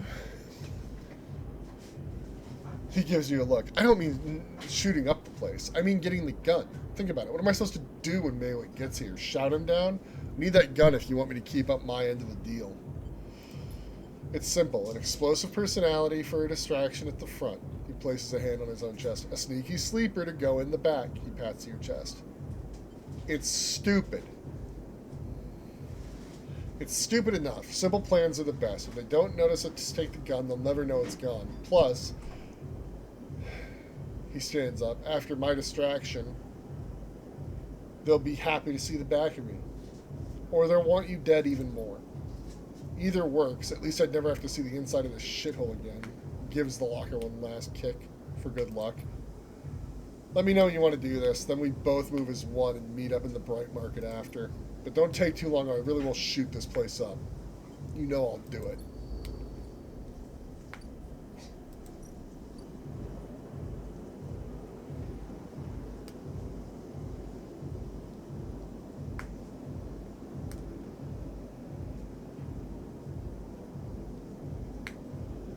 Wow. So if we decide to do this, which I think is a terrible plan and we shouldn't, the predictive reasoning says that the positive outcome is grabbed the gun. And the negative outcome is question, question, question.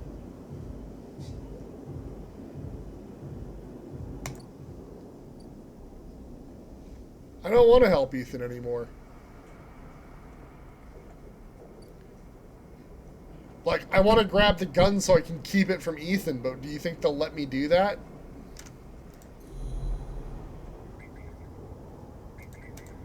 Yadigan agent.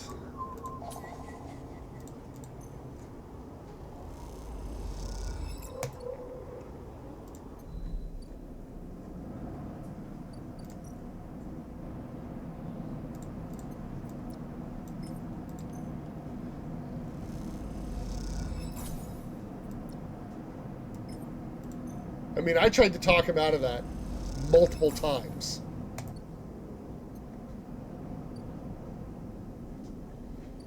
And he just kept doubling down. The guy is seriously suffering from main character syndrome.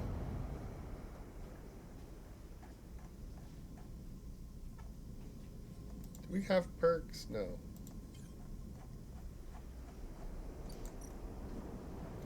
Yeah, not a listener, correct.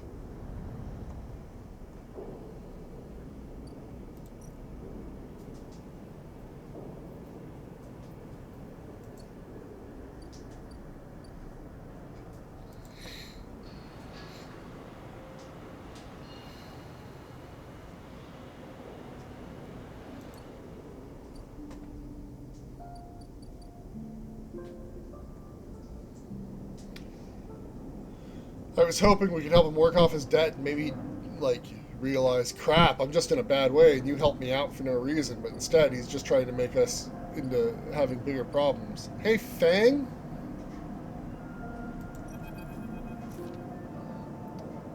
Fang grins at you as the bay door slides open. Above, in the rest of the building, people are busy, frightened. They speak in hushed tones and organize endless meetings after endless meeting. Havenage have avoided a full-blown crisis for now, but change is coming. Fang is in good spirits and bundles you inside before you even have a chance to greet him. That was the slickest operation this station has seen. He hugs you firmly. You made my job easy.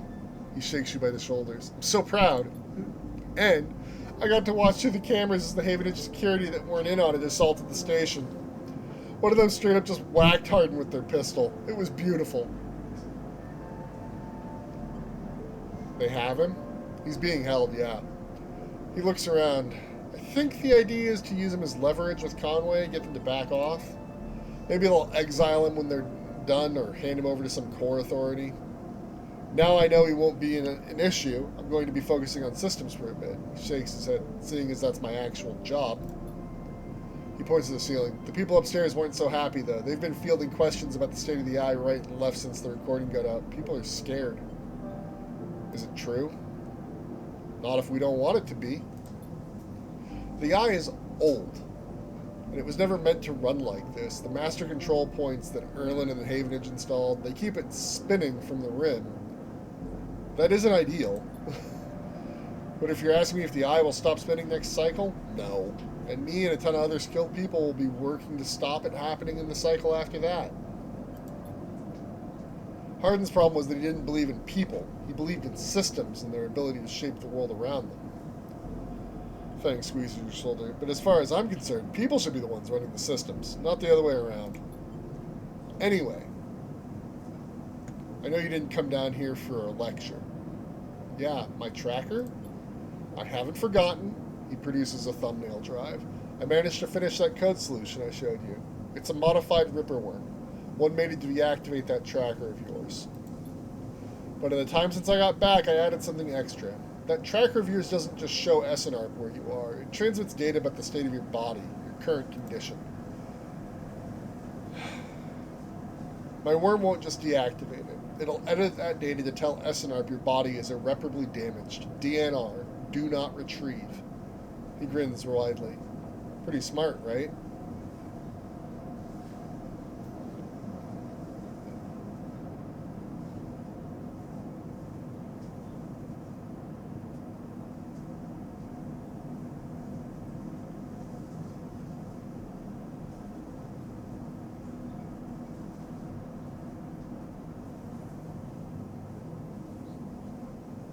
So, it's either that's perfect or thank you.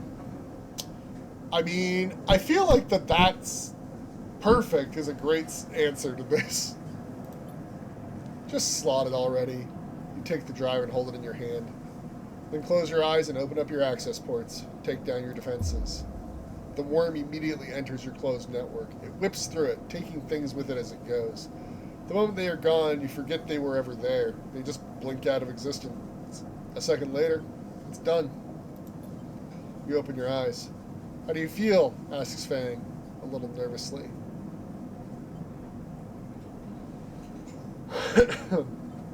Free. Fang smiles wildly. Well, you are free, sleeper. He claps you on the shoulder. Fang lets the word free hang in the air a little before he continues. Seems like it might be finally time for a celebration. He wraps his arm around you. Jenna still owes us those drinks.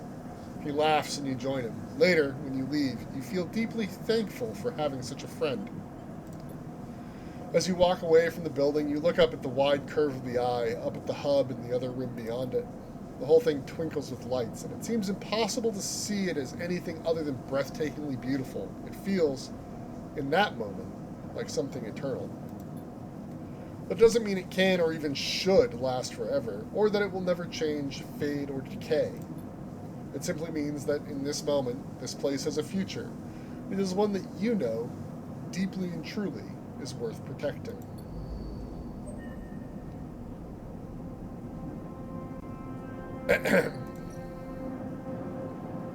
Hey, look what went away.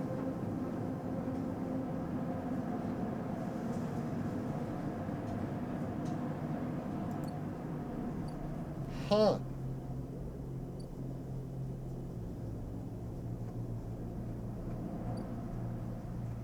We're no longer being tracked, and so we don't need to worry about, what was his name? Mayfair? Maywick? John Wick? John Wick's not coming anymore. But hey, look, now there's a thing with Ethan that we have to do before we can end the cycle. I wonder what that's about. The cynical bounty hunter.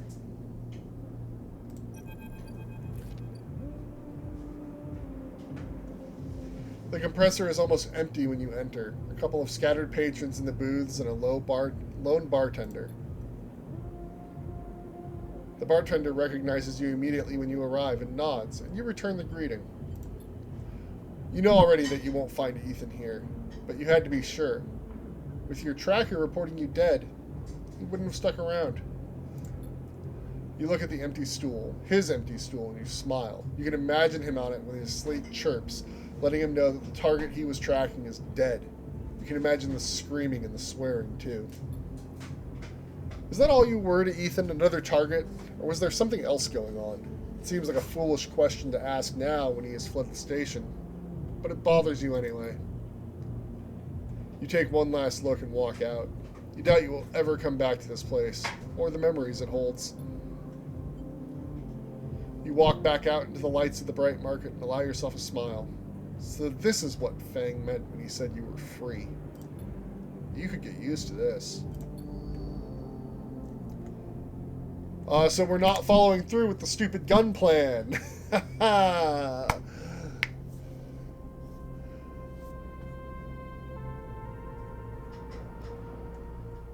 Yeah, so this is where I reveal that on my previous playthrough, I helped Fang out. I did not help Ethan out with his debt at all. And in doing so, I got that exact same story beat where he fled because I got freed. All right.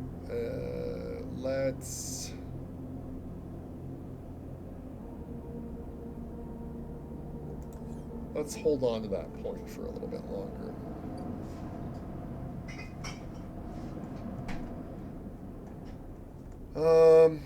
So now we have options, right? So we can go start working on the home apartment in Low End, right? Which seems like a good one to do. We need to work on the mushrooms. We haven't worked on the sidereal yet. We could work for Rabia.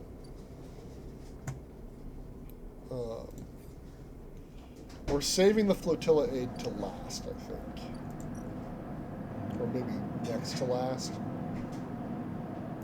End cycle.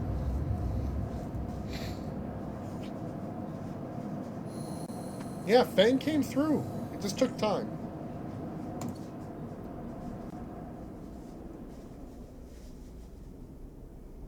Hey, Emphas.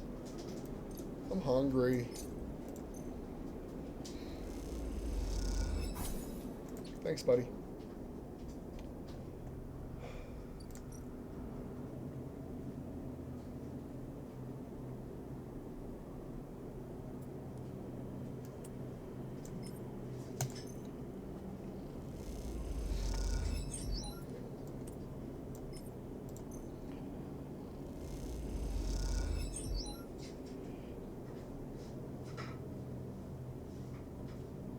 Halfway there. Reroll? Ooh, that was a bad reroll. Oh well. Let's get some Yadigan data.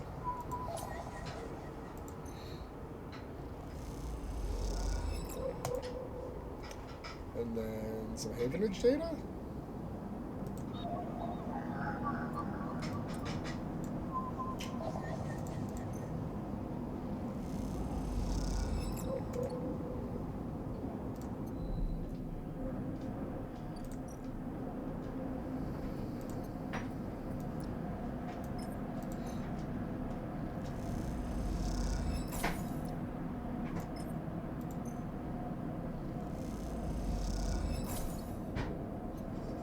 Oh hey, the ship mind people are back. I would like to buy your ship mind fragments, please.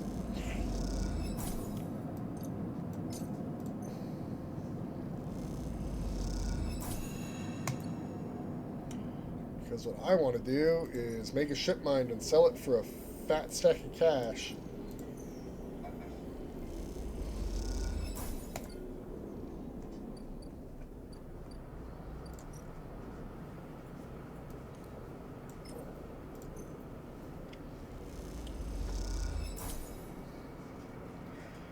We're doing great. All right. Wow, we're already 2 hours in. It's almost 10. It's so easy to get stuck in the just one more turn. We're gonna take another short break, and I will return in about 5-10 minutes. Okay, see you soon. Okay. Now with onion mushroom pasta inspired by the game, huh? It smells good. I bet. If I could smell. Alright. End cycle.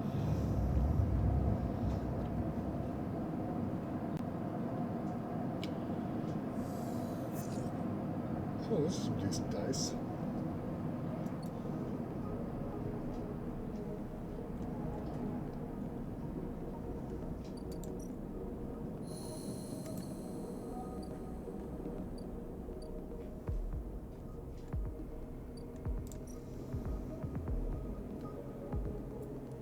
Oh, we can finish the apartment.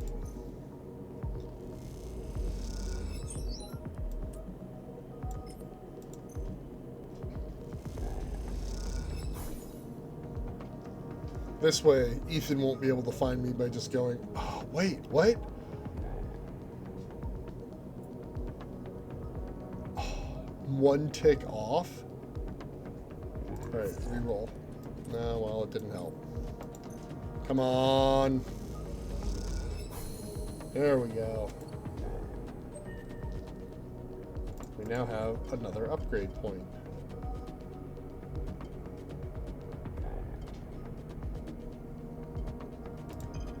Let's do this. We have +1 to everything now. Repaired unit. Sealed housing unit. Alright. We can now sunbathe, which is we spend our dice to gain energy instead of eating. If our dice are low, is a way to use them.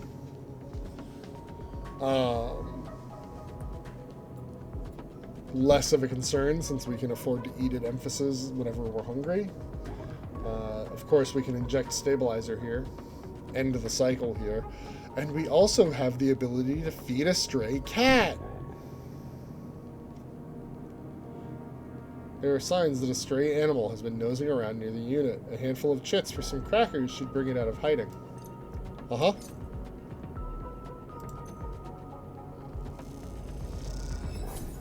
You buy the crackers from a shop unit downstairs and crumble them up into a tray. Something moves in the shadows. The stray, a low-end cat. The stray hops up onto a work surface and looks out of the unit's small window. It doesn't acknowledge your presence. It just sits there, beside the tray of crumbled crackers, staring out at the low end. What is this cat's story?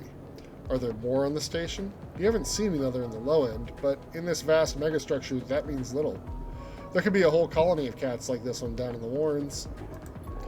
You look at its sleek dark fur and sharp eyes. It doesn't look ragged. It looks at home. In fact, its presence in the unit makes you wonder if this is the stray's apartment, which you are squatting in. Shall we watch the stray? I think approaching the stray is a mistake.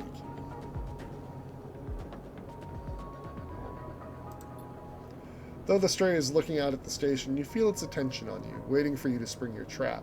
You remain relaxed and watch as something flickers in its eyes, perhaps the reflection of a passing ship. The stray settles a little and starts eating, picking at the broken crackers. You don't remember ever having been this close to an animal. It triggers something in you, a recognition of a life. Totally unlike your own, but still somehow connected, parallel, even interwoven. The stray licks crumbs from its fur. Do you like it here? Were you born here? Or stay silent? Let's stay silent. Just enjoy the company. You sense that the stray doesn't like to talk. The stray just prefers to be. You think, just to share space and a moment with those it meets. You respect this in a way you feel the same. Being here, together, is enough. You turn your eyes to the window, the one that the stray looks out of, and you both watch the stars and the ships together. You feel something pass between you and the stray, a kind of acknowledgement of each other, a sense that each of you might share something with the other, a point of connection. Then, all at once, the stray yawns wide, hops down from the unit and brushes along your legs, and then it is gone, out through the unit door and back into the corridors of the low end. Kitty!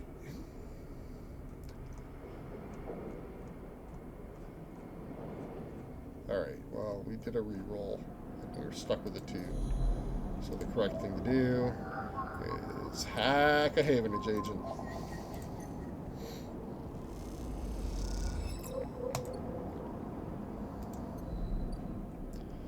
Hey, Emphas. I would like some food.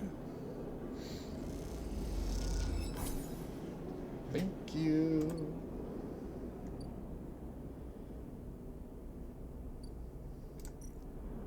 If we look at our place now, if you buy the crackers and put them out, the stray will always come. That doesn't mean they like you, though. They are a cat, after all.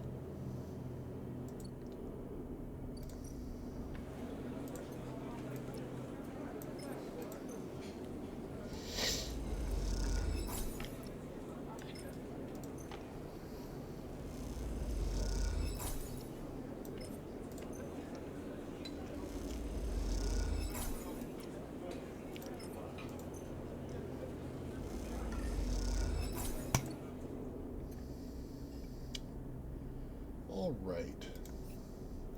So, grow mushrooms, join the commune, work for a Bia, win a sidereal ticket. There's a lot of options for us these days.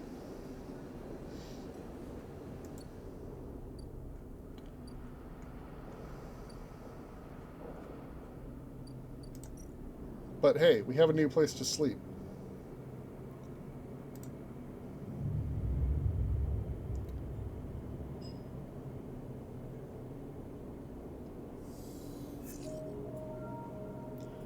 We're going to inject stabilizer because I don't want to go below 4 dice.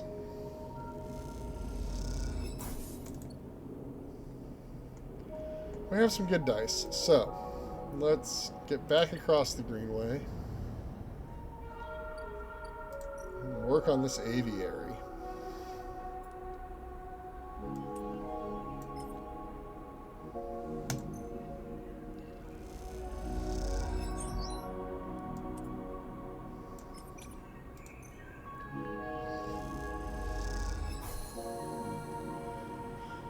Cut away the choking vines, stop the rot, and this place can be turned back into a garden of sorts.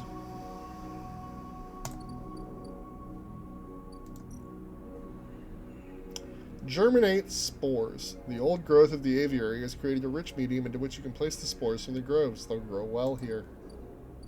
Okay. I guess that means we need spores.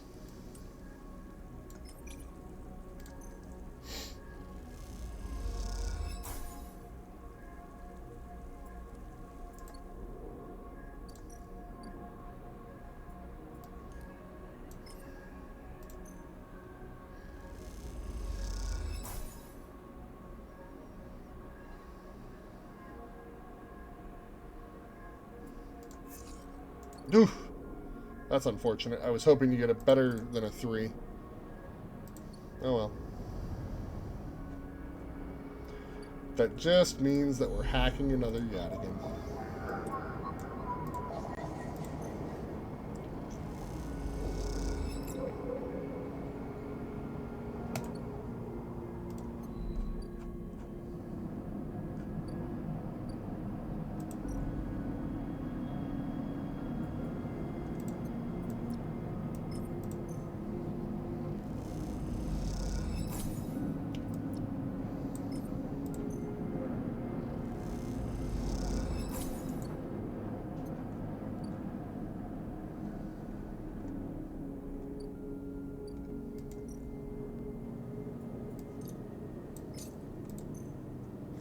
Stray. Stray fed.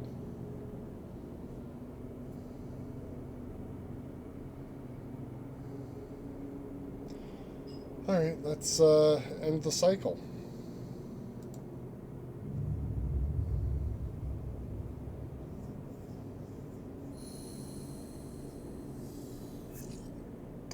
Ooh, we got a lot of stuff going on. Hey, Emphas, can I get some food? Thank you.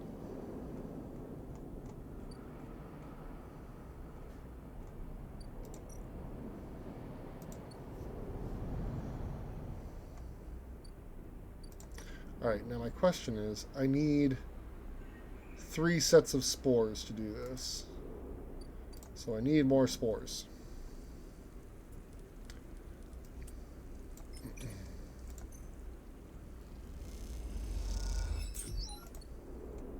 Perfect.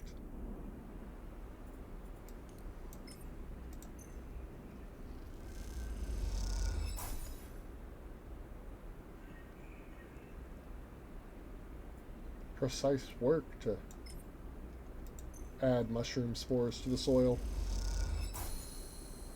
Alright, fungal bed's complete. Now, we have to wait 4 days for them to germinate. That'll work out well. And Kita? Still here? Interesting. And now we can also mine for scrap.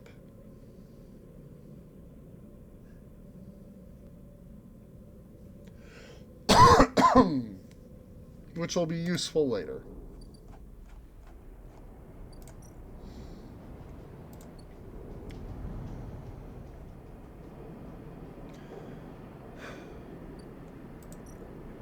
Alright. Do we want to steal stuff? Are we a thief of physical items as well as digital ones?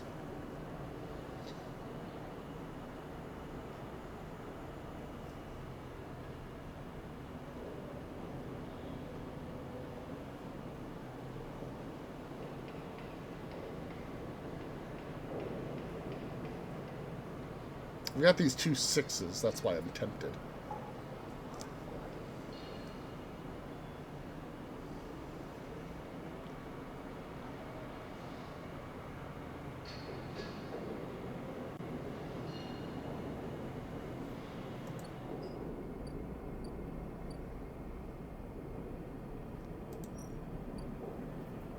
Send to the hub. Gimbal lounge. No.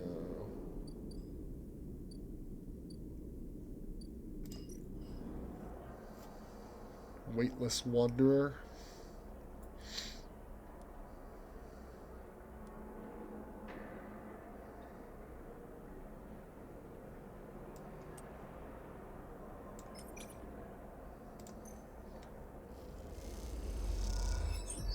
Somehow you end up on a fraction drive freighter for a long-awaited reunion between 2 spacer crews. Their knowledge is invaluable. Sweet! And we got an energy off it.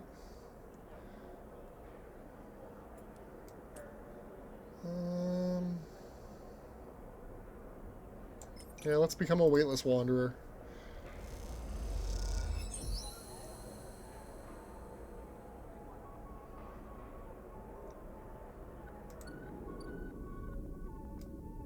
Oh.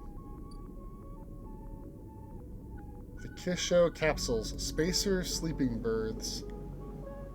The only place to sleep on the hub. Hacked off a colony ship and welded to the ring. They are surprisingly expensive to rent. Sure.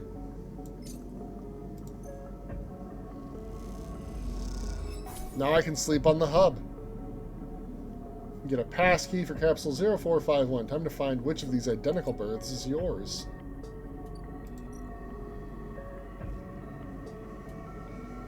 Alright.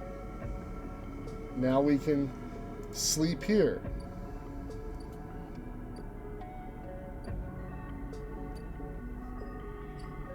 Alright. Bliss, ship mechanic. Ship mechanic on the hub. Look at them. No way, Moritz. You take those substandard filters back to the shitheels who sold you them. You hear the voice echoing out of the bay as you pass. And moments later, someone who you assume is Moritz drifts out with it, dragging a pallet of filter cartridges by a tether. Hey, you out there. The same voice echoes out of the entrance. Looking for work? Who, me? Everyone on this station is looking for work. Get in here. The voice is coming from someone shorter than you expected. She is floating in the microgravity of the docking bay besides a half-deconstructed life support unit that looks like it might have exploded at some point. She points a wrench in your direction. You know anything about these things? She doesn't wait for an answer. Scratch that. Just help me with the casing. Sure. All right, then.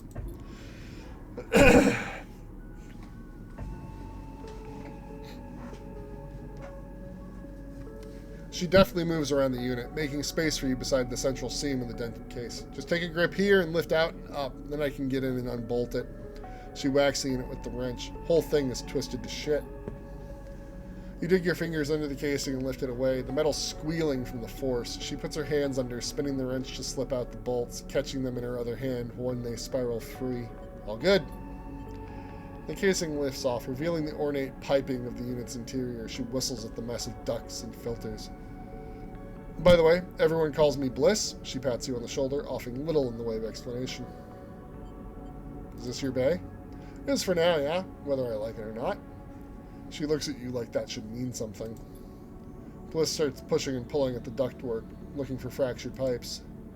We haggle for contracts, but the good ones get snapped up quick by the bigger bays. So here I am trying to get this M2 unit running again for one of the freelance tugs. Small time stuff.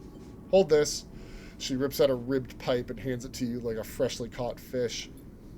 We turn stuff around fast and neat, and maybe we get a chance at landing something bigger. Something starts hissing in the unit, and Bliss quiets it with a precise whack. But to be honest with you, the way things are going, I can already see the other crews licking their lips, ready to take this place over. She looks up at you. I'm almost out of luck. What happened? Long story. Some people just can't keep promises.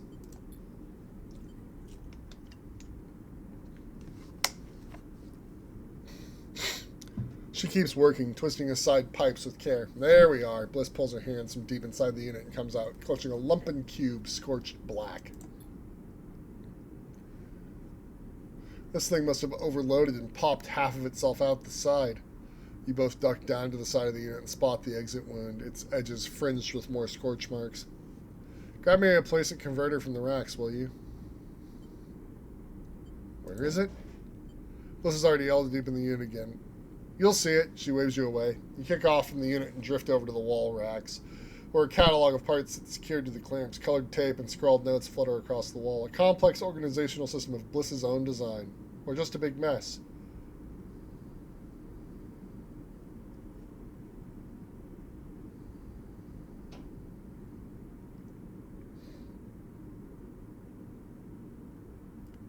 Converter from the racks. So it's not the transformer, it's a converter. I think it's the M2.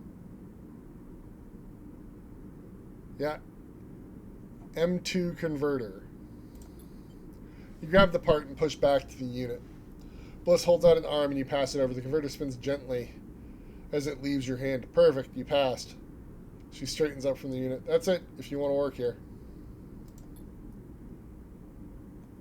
Rubs her hands clean, looking down at her palms. Truth is, I need a hand here. My partner skipped out on me and left me with a whole mess. You seem like you might be at least better at spotting a clean air filter than Moritz. I'll consider it. Wait, she frowns at the racks. That's not all of it. My old business partner, they rinsed the place, emptied the accounts.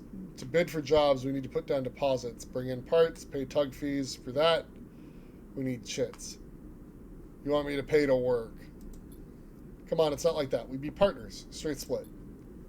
Settles herself against the unit and looks off into the distance. I guess I look pretty stupid. Here I am asking any random passerby to be my business partner. No offense. It's pretty weird.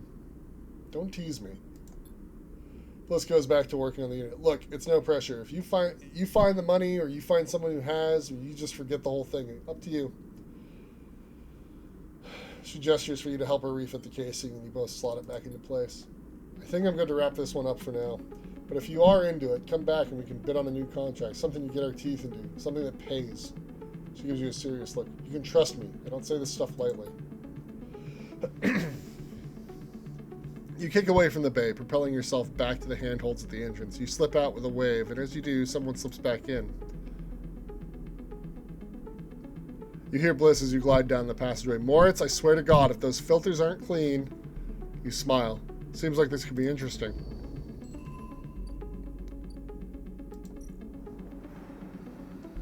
A scam or an opportunity?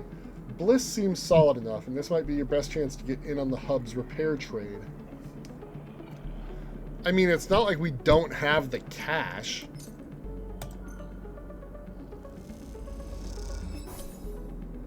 Bliss is incredibly grateful. I'll pay you back every chit, I promise you. You guess you two are partners now.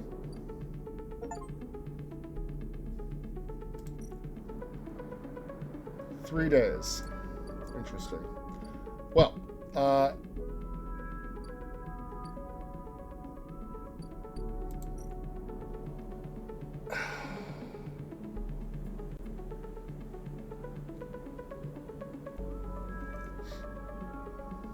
the AE1 mainframe is now mostly disused. Havenage having set up their own master controllers. Navigator thinks Killer is hiding here. Well, we've got 2 6s.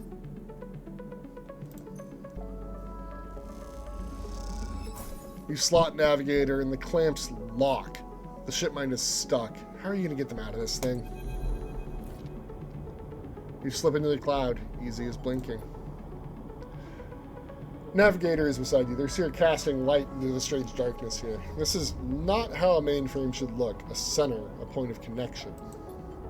The object in front of you is severed, cut off, a rootless, branchless tree. Only the trunk remains. It's dead. Quiet, Navigator hisses. And then you see it, like a blade in the dark, an edge slicing through the void. It glides along at a distance and leaks out. Then it appears again, elsewhere, gliding once more, searching. It's looking for us. The moment you make a sound, the edge leaps closer. You see now it is not an edge, but the ridge of a long, sharp head, like a shark. Killer. Blinded Erasure Protocol.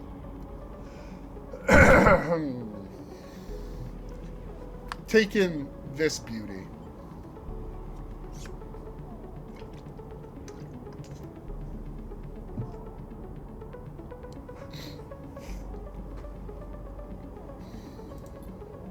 It glides past, closer now, and you see into the voids where its eyes would be, should be. You and Navigator exchange looks, both thinking the same thing. It is blind. Killer crosses between you two, smooth as a razor, then disappears. It flickers back in, further away now, and you move close to Navigator to talk. You saw it too, then. Killer has been blinded. We need to be careful. Correct. The protocol is clearly operating outside established limits. It may be unpredictable. You flinch as the silent killer appears closer and glides past you. Its empty sockets open wide. You turn to Navigator and notice something strange. Their orrery of spheres is collapsing. The orbits, usually round and even, are decaying. The spheres are following spiral paths, condensing on a central point.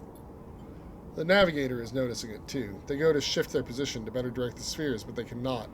Whatever is drawing the orrery together is holding them in place. They look at you, suddenly desperate, frantic. It's a trap.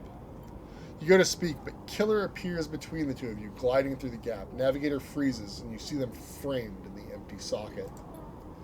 You realize now, if Navigator cannot move, then it is only a matter of time before one of the Killer's sweeps brings them directly through Navigator, and time is not a problem for a protocol that has been running for decades. You look desperately around for a solution, for a way to extract Navigator from the mainframe. Then you see it. 3 branches, the last 3, thin and spindly, feeding the mainframe a thin diet of power and data. Break these and the mainframe collapses once and for all, severing the connection, shattering the hardware, whatever it takes. It must be broken. But they are encased in something, a glassy layer of protection. You'll need to unlock access before snapping them from the mainframe for good. You look at Navigator, trying to reassure them without speaking, and then you blink back to reality, their expression of fear and afterimage that slowly fades. You must act quickly.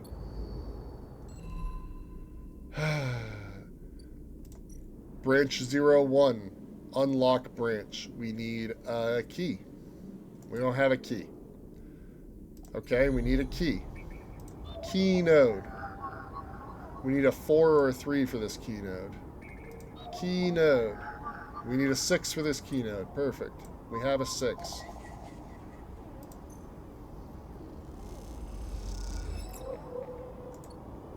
And another key node. What do we need for this one? A 5 or a 3? Okay, let's re-roll and hope we get one of the numbers we need.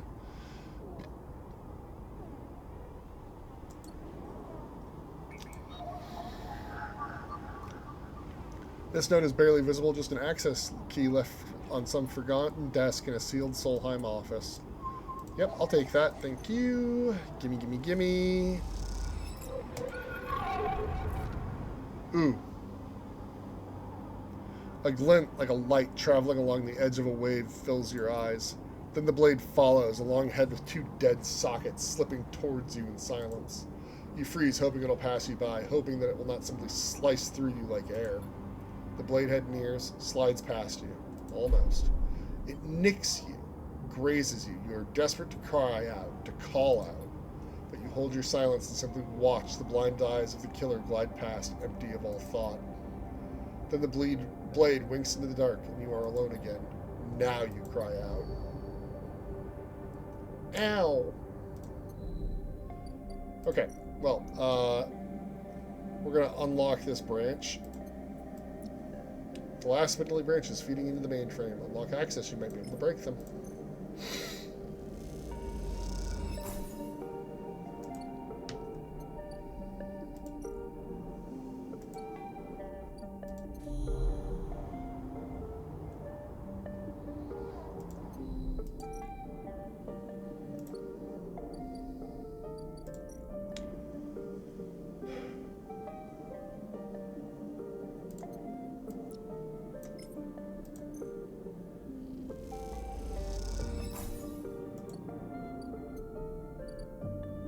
Alright,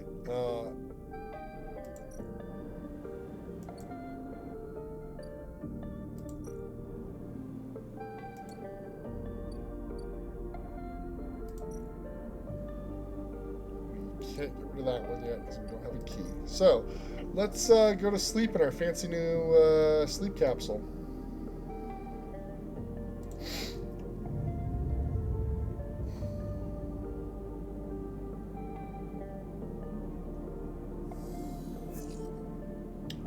Wow, those dice suck. What do I need for this key node? Ah, 3 will work. Bypass. Extract.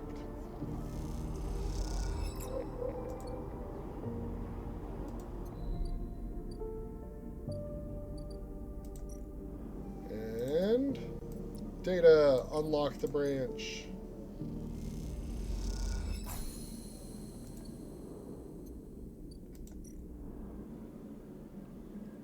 Okay. So,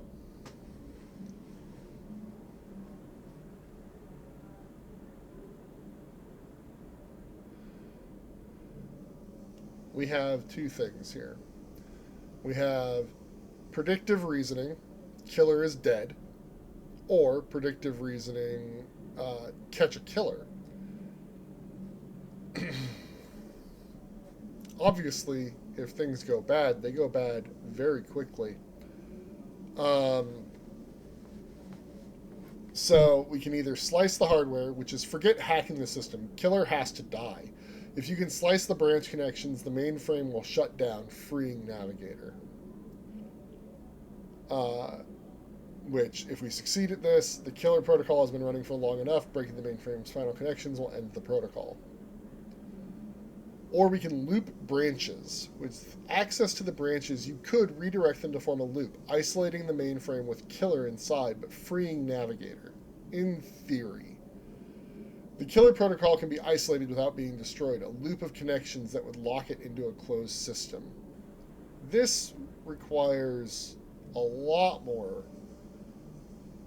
right?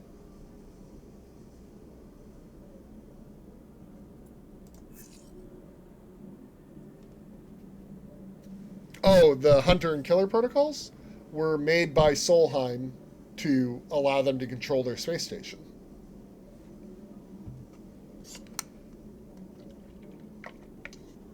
But they're broken now, right? They've expanded beyond their parameters. Whew, these are both a hell of a thing.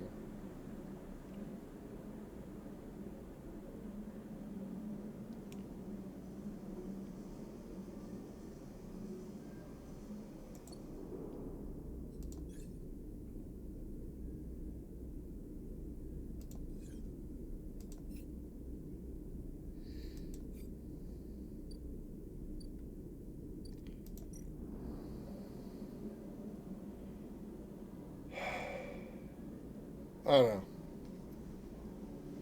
You always go with catch over kill? Yeah. Alright. Alright. It's like, in theory, we free Navigator. This one says it frees Navigator. This one says, in theory, it frees Navigator. So I'm scared.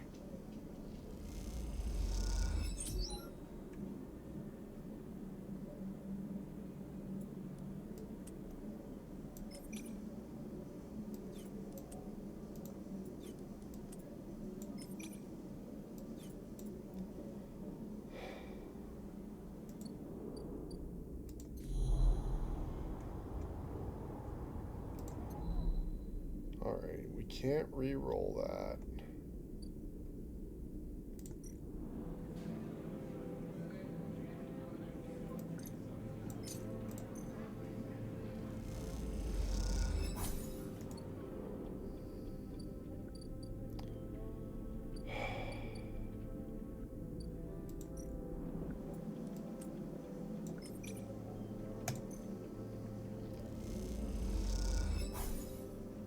Well,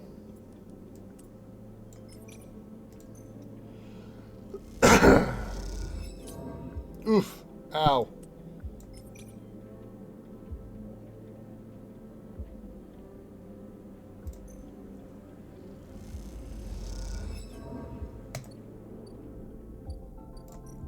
Alright, let's sleep again.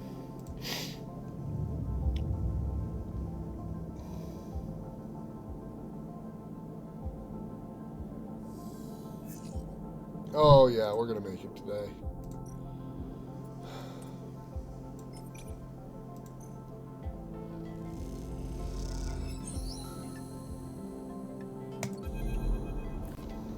As you blink into the cloud, you see the last flickers of life from the mainframe.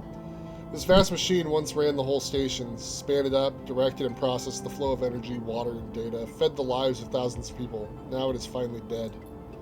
Navigator is beside you, and you both look out at the perfect ring that has encircled you both, woven from the data branches that once fed the mainframe. You see a glint along its edge, and that familiar blade-like head rises to the surface, like the cresting fin of a shark, then slips into the loop again. All that you can see of Killer's body after that is slight thickening of the loop, and that thickening begins to travel around on a long and slow sojourn that will last forever.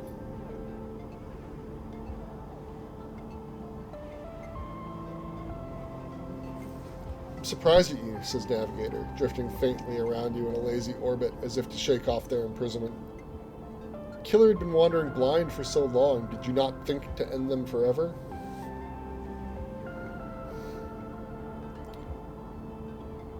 Wow, like these are all great.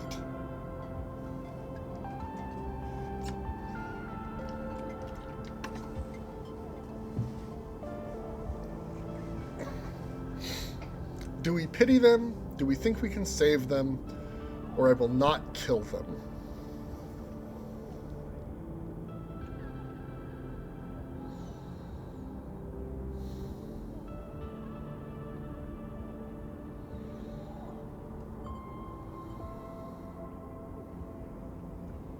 I think I pity them. All the more reason to end their suffering, Navigator looks at you inquisitively. This place was their domain and prison, and they had followed their directives for the many decades they roamed here. They cut the threads of the mainframe, it executed its administrator AIs, and then kept slicing. At some point, they cut away their own ability to see, to sense, to taste, to speak, and yet they kept cutting. Only those 3 threads remained. For millions that once thrummed here, only their blindness and chance kept them from making those final 3 fatal cuts.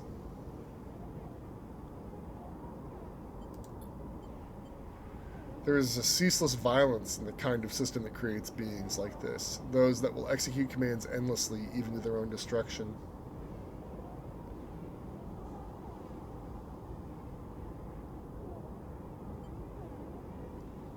Their sentience should be respected. I will not continue the violence.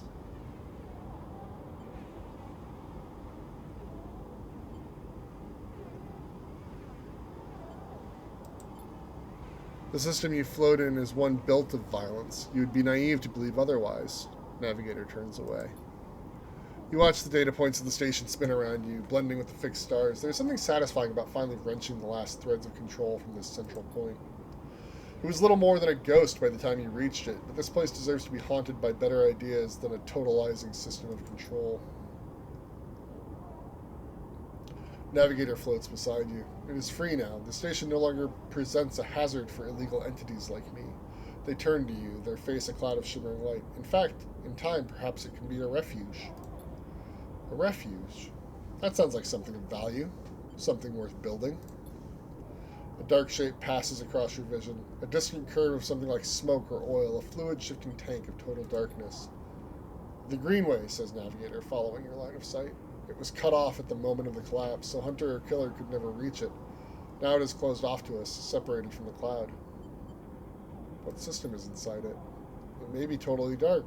Or perhaps some other old protocols are isolated there. Navigator turns to you. And we have now seen what decades of isolation can do to a protocol.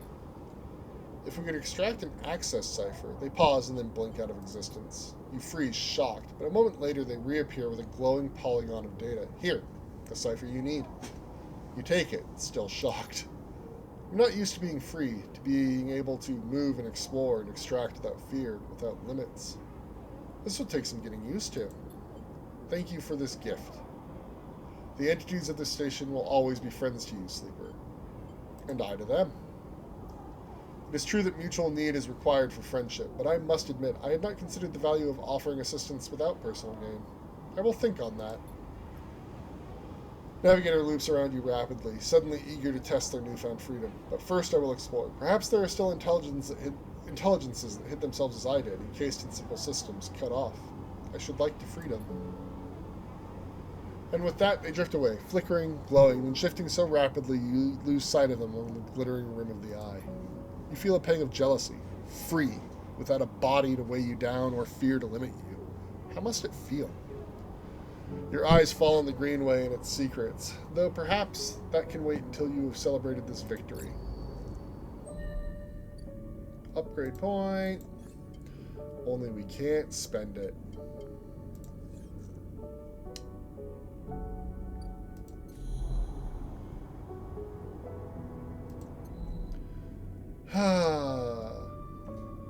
Good job, team.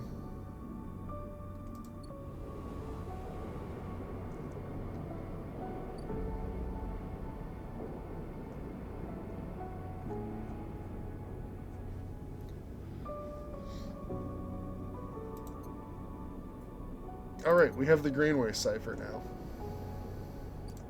Hey, you guys want to see what's up in the Greenway? That might be a good way to end the session.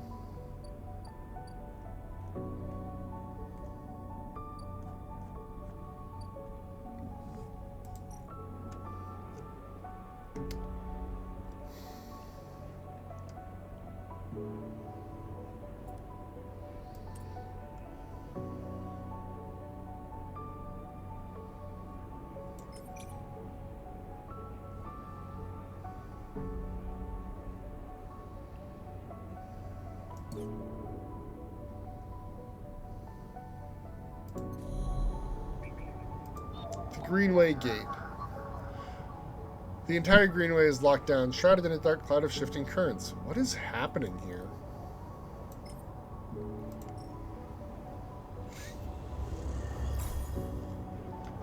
Neutral outcome. Da-da-da-da-da-da. The Greenway roils beneath you like a silt-choked river. If what Navigator said was true, then no one has access to these networks since the collapse. The Hunter and Killer protocols have never set foot here, never cleared out the intelligences and systems. So why then, you wonder, does it look so dark? Is it just that the bit rot has set in, the entropy of systems reducing everything to shadows and light? You watch as the slotted cipher fizzles in the one open, distorted gateway on this entire rim of the station. It flickers and winks out, and then you are falling into the flow. A river of swirling darkness. You are spun by it, twisted by it, lost in it. It's not that the Greenway was hiding in the darkness. It is made of darkness. It is filled by this substance, this process, this swarm. Now you are among it. You notice that a swarm is exactly what it is. 1 billion individuals moving in like a flow. There is no network map here, no nodes and threads, only a storm of interchangeable points, shifting configuration endlessly. Then you see them, a figure, turned away, the only bright spot in the dark river. You push closer through the storm. Gardener, ingrown farm administrator. They are facing away, at least you think so. They are so fractured, so overgrown that it's hard to tell. Even from this distance, you can see their fleshes moving, flowing.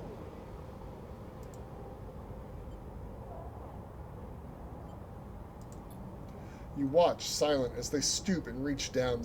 In their hand is a dark shape, and with twisted fingers, they press it down into the loam of data beneath them, pushing it through the trembling soil. Then they move away, go a little further, and repeat the process, as if they were sowing a field. You push forward, but somehow, despite their slow, deliberate speed, they move faster, and they quickly fade into the storm. You reach the point where they planted the object and look down. There it is. A glassy, shifting polygon with something inside. You reach down and pick it up. It is cold, but it thrums with energy. You look towards the path of the figure, but they are long gone. When you blink out of the cloud, back to the leaves and the dappled light of the Greenway, you hold a seed in your hand.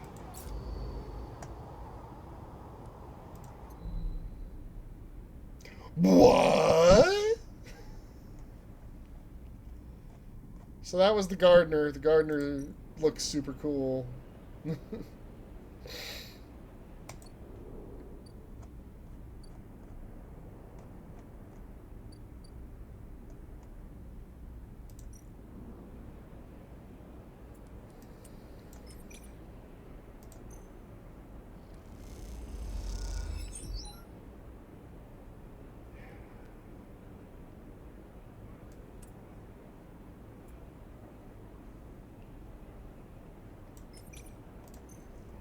Yep.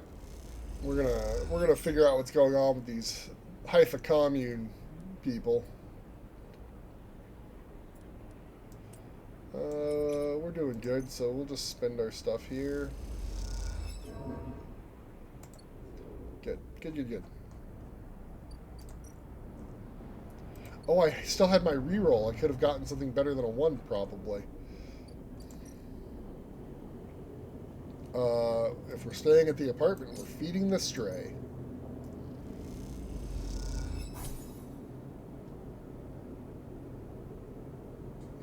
The stray crunches up the crackers as you watch. Sometimes they'll let you stroke them, sometimes not.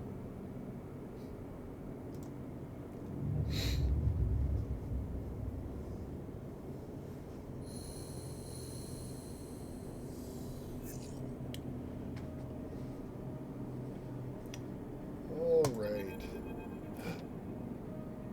Moritz!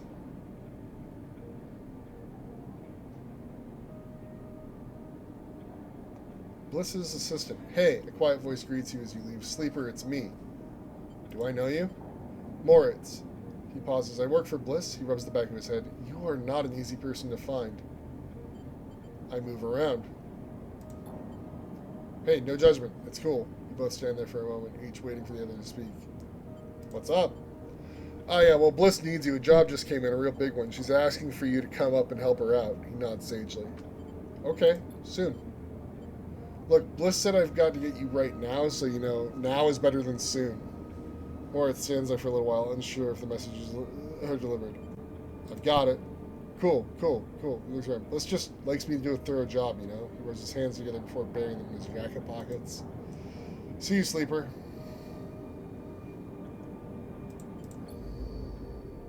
Well, wow. I mean, I'll be there in just a second.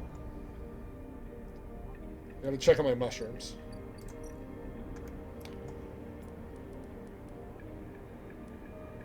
Reroll. Yep. We are now a member of a commune.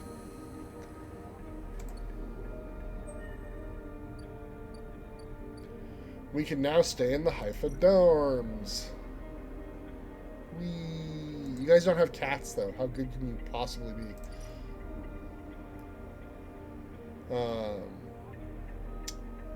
Yeah. Oh, the commune's great, in my opinion. Alright. Let's meet the commune botanist, Rico. And then we'll go see what Bliss wants. This is Rico, head of the Haifa botany. You head down into the Haifa compound, following a blue-painted line that is labeled Laboratories. The member you were assigned to work with told you they'd asked to see you, but you still have no idea what about. The line takes you to a blue door and through to a glass roof chamber where a network of stems and leaves filters the sunlight coming through the ceiling, casting the whole chamber in a strange yellow green. Peaceful, isn't it? Distracted by the green, you miss the woman standing at a lab bench, camouflaged by the dappled light. Welcome to my sanctuary, she smiles. Come, let's talk, she says and beckons you closer. Who are you? Of course, my apologies. I'm Rico. I run the botany program at Haifa.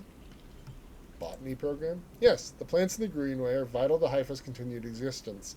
It's important we understand them. She lifts a tiny sample jar. Yellow spores dance inside. Haifa lives off the land of the Greenway. It's what allows us to live like we do. No one here pays or is paid. We sleep here, we feed each other, we work for each other. Rico walks away from the bench and waves for you to follow. She opens a small door and leads you down a glass corridor surrounded by vivid green. All this, she says, gesturing at the overgrowth, it's a kind of miracle. She looks at you with bright eyes. What do you think usually happens to plants on stations like this when they are abandoned? They die? Eventually, yes. They cannot live without intervention. She leads you left at a crossroads, but here they endured.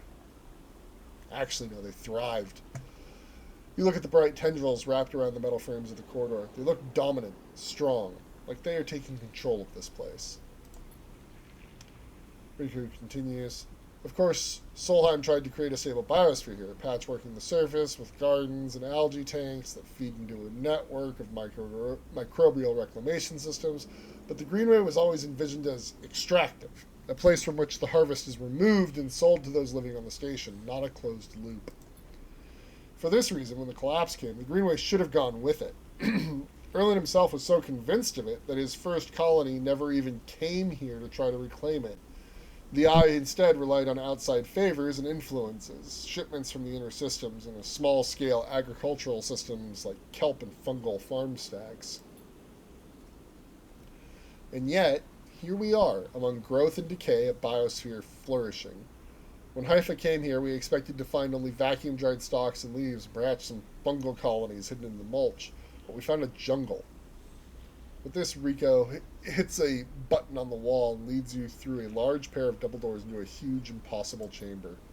It is every kind of green, from the pale algae tanks to the dark vines that surround them. It is wet, too, a rarity on the Eye. Condensation clouds the light from the high glass roof and gathers on shiny, broad leaves of shrubs. How? That is exactly our question. Rico turns to you, visibly excited by the room you're both standing in. It doesn't make sense, but in many ways the system is stabilized. Unlike the farm stacks closer to the gap who need input to support their meager output, this place runs itself. Perhaps Solheim managed something new here, perhaps they tweaked the plants or built new systems buried deep below us, or perhaps their collapse caused some fortunate cascade, an unlikely chemical reaction within the biosphere. That's what I'd like you to help me find out.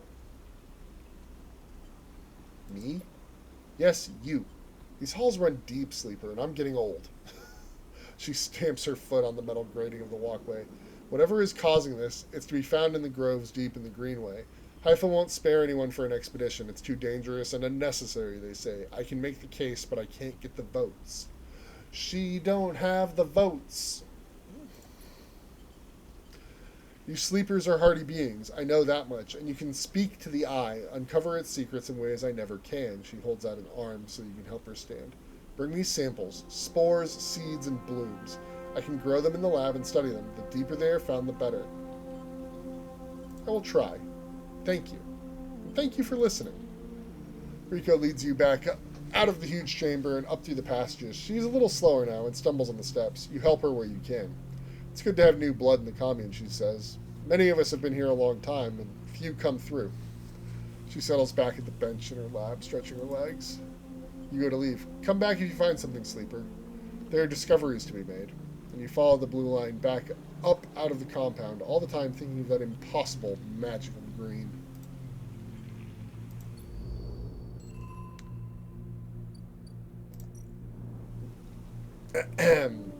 Deliver spores. Alright, well, let's get some spores to deliver.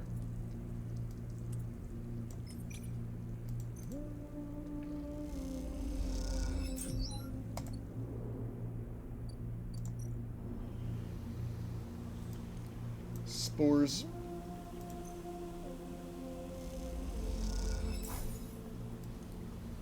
Spores. Sleeper, you warm my heart with each delivery. Thank you. Alright, well, we can't re-roll again, but let's just take a risk. Worked out. We got the one we needed. There, we've collected spores for Rico.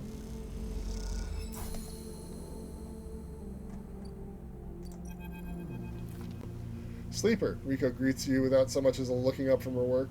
I have some of yours here. Come see. She beckons you over to a heavyweight-looking console wired to a series of specimen jars, some of which contain your spores. What does it say? The spores you have here are a real cocktail, a selection of types from within the groves, but I've been able to isolate a few. Here we have Tricholoma matsutake, a species Solheim somewhat modified for use on the station. She brings up a panel of her console, showing a chemical composition, all gradient bars, and obtuse acronyms. This is the composition of the Solheim modified matsutake spores. Am I supposed to understand that? Not entirely, no. But I think you'll understand this. She brings up another panel, identical in layout, but with wildly different colors and numbers. You see, this is what your matsutake spores look like. They aren't the same. That's the conclusion, yes. Glances at the specimen jar as if it might have something to add. They are fundamentally the same spores, but they carry different chemicals, different signals. Solheim may have introduced their own tweaked versions in the beginning, but the groves have and still are affecting them. Affecting them how? It's hard to tell without samples from fully grown mushrooms. And herein lies our problem. She moves to another desk where two trays sit side by side. The first contains nothing but plant mulch. The second you smell before you even look at it. The pungent aroma of the fruiting matsutake, like rotting sodden overalls laced with an edge of spice. The matsutake here are grown from Solheim stalks, pulled from the spore vault in this complex. They are delicious, by the way. She sets them aside. The empty tray is germinated with the spores you collected. No activity, no germination, nothing. But the groves are full. Yes, they are. So here is our puzzle, Sleeper. Spores from the groves won't grow in the lab. But gathering fruiting bodies from the groves is too unpredictable. We need to grow a fruiting body from some of these spores so we can track it, understand it. In short, I need you to become a mushroom farmer. Oh.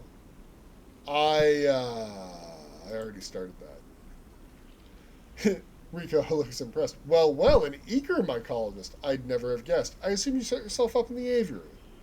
I've been eyeing that place for its proximity to the groves. Bring me whatever grows, not just matsutake. There's more than a couple of variants in there, so I'll need plenty of samples. She plucks a matsutake cap from the tray. These little things are reflections of their conditions, their smell, their taste, their chemistry. It all derives from conditions of their growth. She smells the cap. Enough of these and we'll have a picture of what is happening here, of ways in which this biosphere is modifying itself, of being modified, whichever the case may be. Rico pops the matsutake cap into her mouth, taking you by surprise. And don't worry, Sleeper, she said something chewing.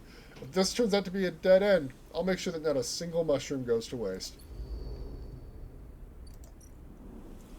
So, she wants me to bring her sample mushrooms from the groves, right?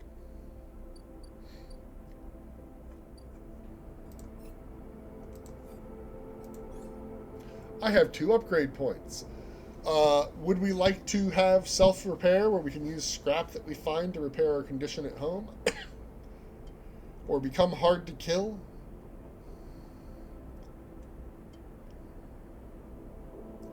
I think we might just save it till we have 3 points so that we can get a +2 to our abilities.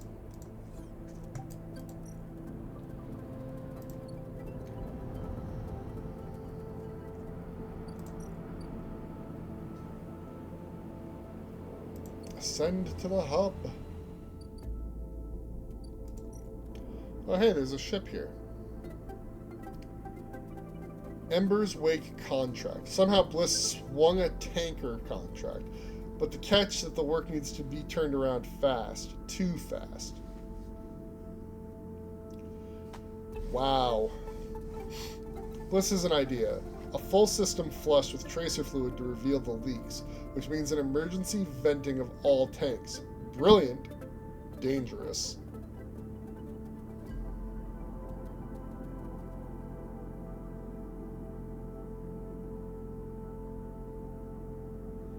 Tank recladding. Typically, the way to fix this kind of leak is to painstakingly inspect and reseal the entire ship's cladding, but is there time?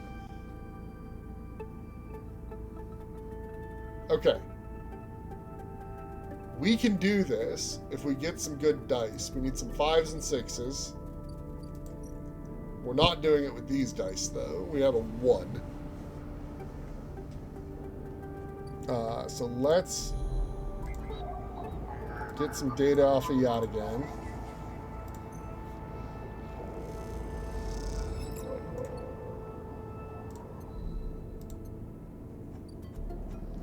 Go sell that data.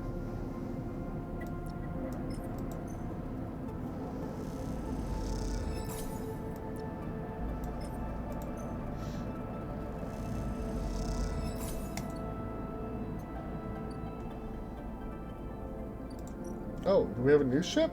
Sweet. Let's buy some scrap. Having scrap on hand will be useful for a couple things, I'm sure.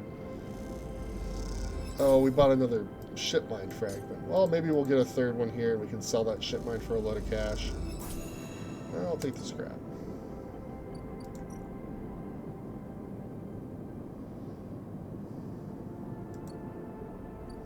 Alright.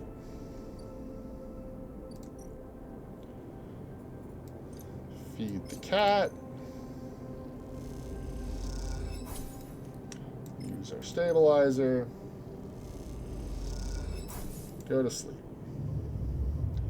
And then we're going to go fix that docked ship. Oh, yeah.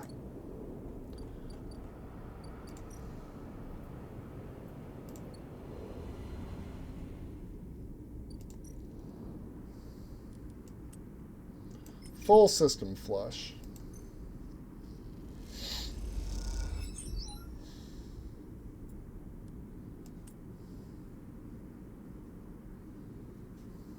You carefully trigger the emergency sequence and the tracer fluid does its job. All the leaks are revealed. Now you just need to seal them.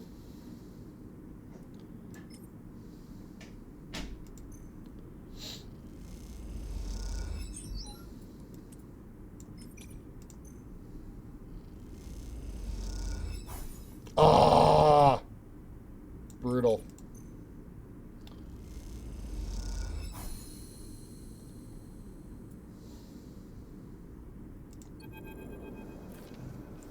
As you both wait in the airlock for it to cycle back to the bay, Bliss thumps you on the arm. Nicely done, Sleeper. We cleared that contract no problem. Once we are back in the bay, we can check if the payment has come through and divide it up. Feels good. The airlock clunks and the lights flicker, and a moment later you're back in the bay where Moritz is at the racks trying to figure out where the mess of tools Bliss left in her wake should be hung. Hey, Moritz. Moritz looks over his shoulder. Sleeper? He spins a wrench in his hand. Looked like clean work out there. He nods respectfully. You look over at Bliss, who's already gliding over to her management console. She twirls a little as she crosses the cavernous bay. No one you've ever met moves as well in zero-G as she does. It's like she was born into it. Shit. Bliss slams a fist into the console. Shit, shit, shit. What's up? I can't even come here.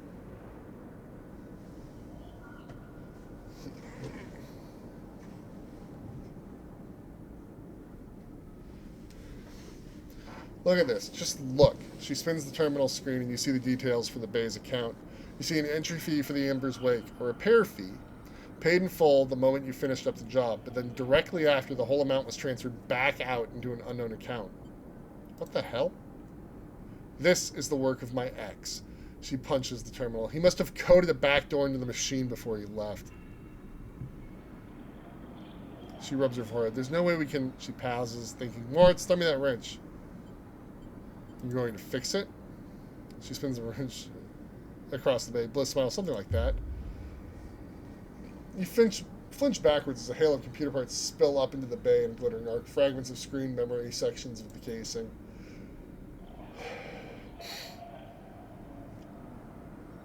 Try backdooring your way into that, you shit. Moritz drifts out from his hiding place among the racks. Bliss, you want me to... No, I've got it. You go get me a new terminal, cheapest you can find. Cobble one together from pieces at the ore exchange if you have to.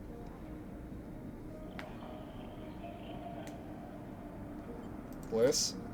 I'm good now. She glides over to a panel by the wall. Don't worry, one of the first things I had installed when we spec'd out this place was a cleaning sweep.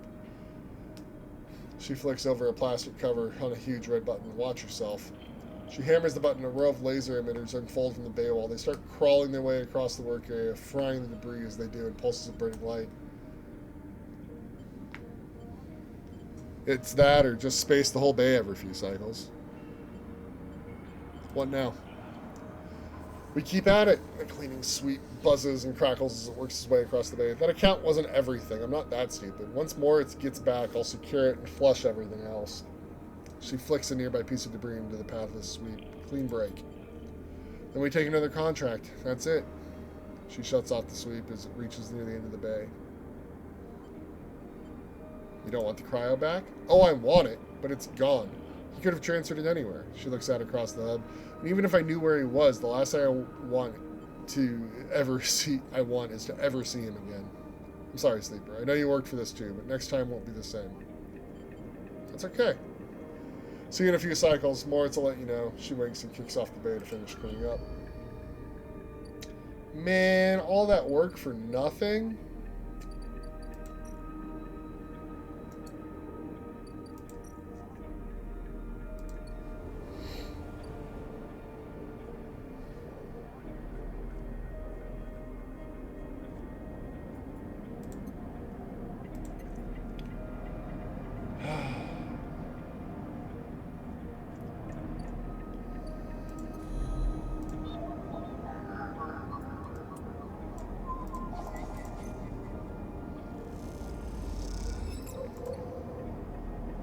It's a good thing I have a, actual line on income in this place.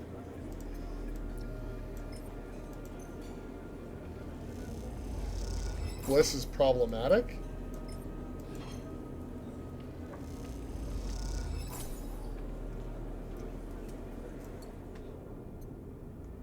Do I want to know?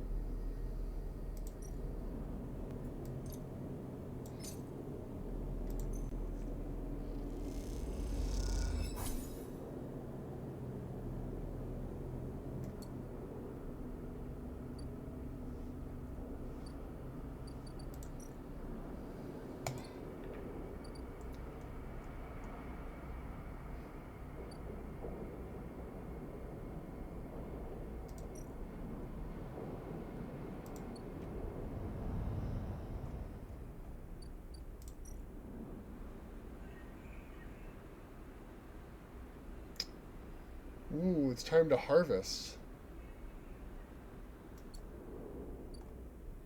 Well, let's have a nap. And then I think we will literally do one more day, and this is going to be it for tonight.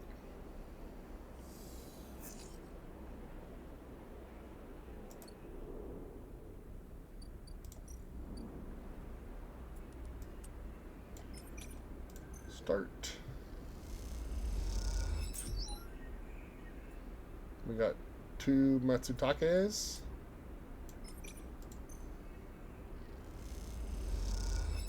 We have 4 Matsutakes.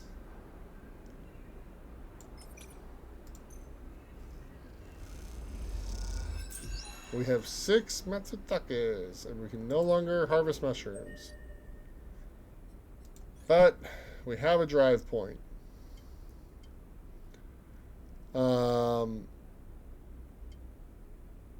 Interface, right? Like that's the thing we're good at.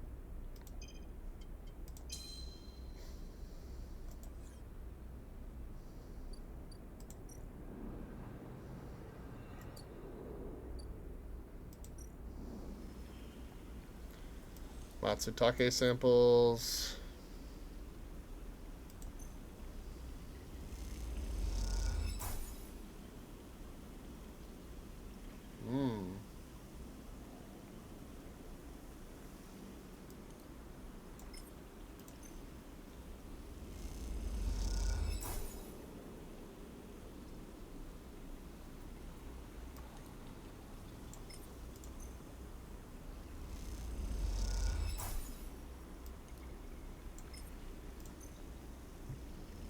I mean, if we have all the stuff to make her happy, let's do that. Rika meets you at the entrance to the lab, leaning on her crutch with a glint in her eye. Walk with me, Sleeper. I'd like to tell you a story. She makes her way down the corridor that leads back up towards the main commune building. When people first crossed what we call Founder's Gap into the Greenway, they did so against the wishes of Andre Erlin.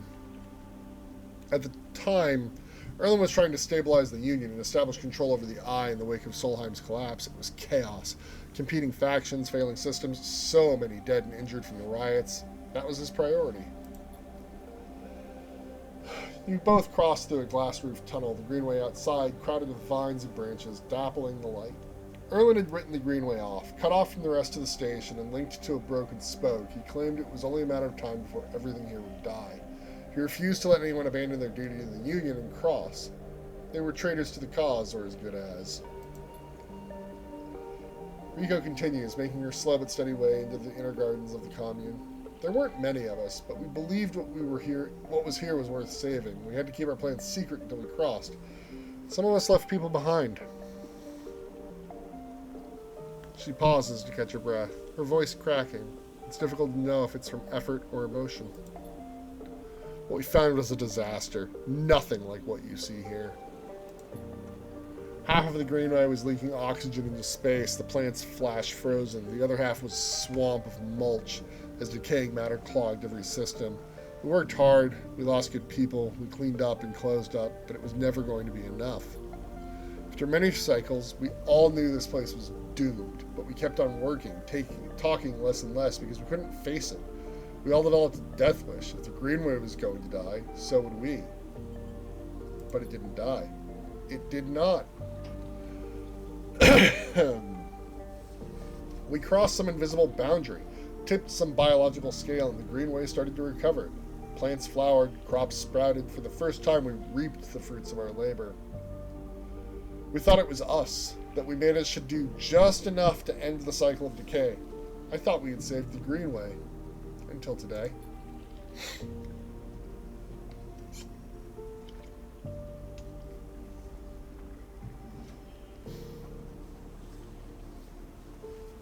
You pass into the grow beds of the commune, rich with the hustle and bustle of Haifa members planting and harvesting. For a while, Riko is quiet, and you both simply observe the hypnotic movements of the work crews, the eager chatter washing over you like a wave. Riko smiles to herself. I should have known, of course, that our arrogance was unfounded, but we needed to believe back then. We needed a myth to bring more people across the gap. What you have shown me is that back then, the Greenway saved us, not the other way around. Tell me, have you ever consumed one of the Matsutake or Griol caps you have been growing? No. They can be difficult to prepare without proper equipment, but you should try them. After all, they were designed for you.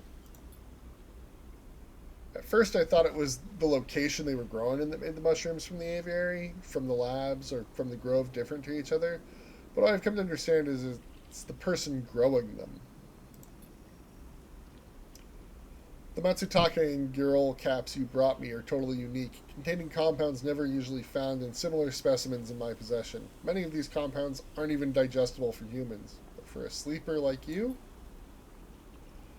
Smiles as she leads you into the internal garden of the commune, where the Haifa members have planted species from all over the Greenway. Back when the tide turned, when the Greenway started to recover, we all felt something, a response. It was as if this place was not just alive as a forest is alive, but alive in other ways. Communicative, responsive. We shrugged it off at the time, but now I understand why.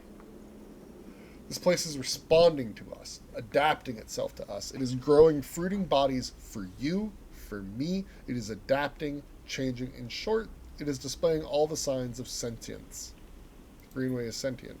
Perhaps not the Greenway, but the ecosystem itself or something within it. When you've been growing the Girols and the Matsutakes in the aviary, those species are familiar to the Greenway. Have you discovered any others? Not yet. If you do, can I ask that you immediately bring them here? I believe it is only a matter of time before they bloom. There is a species of mushroom that I haven't seen in years. It is dark, short, shaped like a club. We first found it in those early days when we were working to save this place. It was around the time we started to lose our first members. They were succumbing to some infection, some mold growing deep in the dark mulch that drowned this place. At that point, we thought we were lost, and then these mushrooms emerged from the same black mold. We tested them and saw they contained some compounds that counteracted the mold, an antidote. Of course, as a botanist, I saw this as part of the natural process of the ecosystem, even if the timescales seemed absurdly short. But what I am wondering is that if that antidote was a gift, perhaps if you're a patient, we'll receive your gift too, Sleeper. Go sit a while. Rico, seemingly done telling stories for today, you watch the light playing off the leaves and plants around you and wonder what forces could be at play in this place. After a while, you stand and leave with a quiet nod to Rico, leaving her to her memories.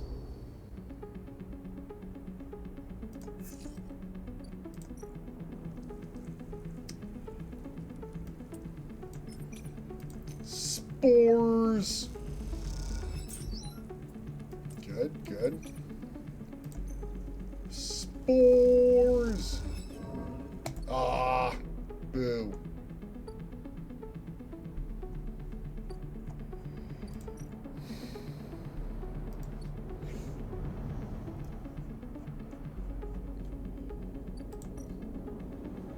Alright, Emphas.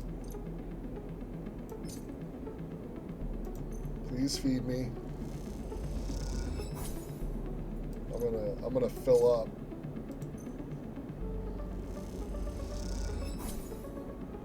And I'm going to give you these 2 Matsutakes.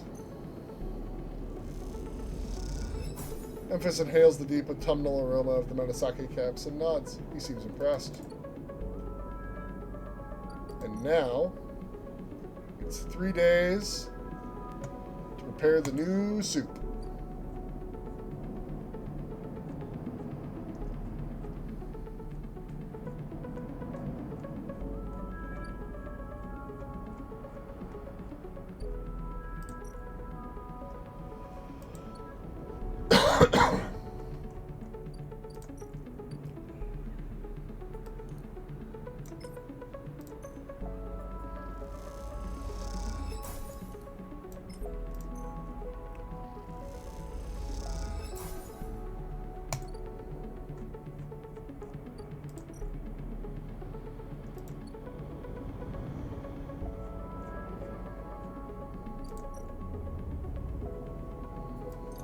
Cat.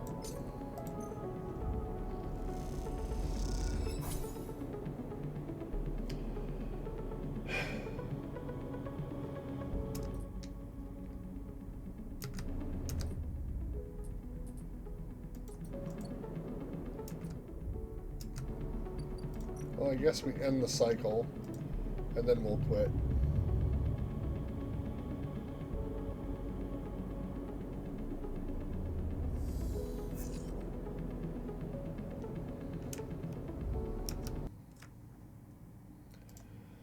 Yeah. So, a lot of stuff. Some of it I've not seen before. Some of it I have seen before. Yeah, there's a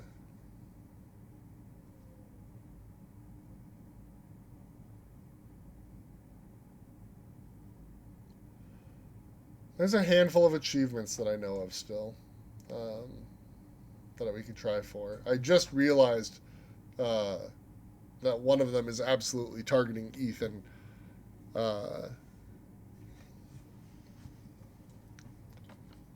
If you play through, I'm assuming, his entire story and help him get his gun back.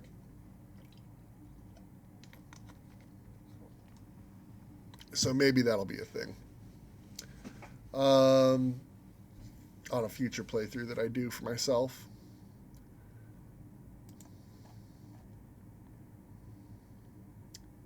Yeah, so we're doing real good, I think. Making a lot of friends, seeing a lot of stuff.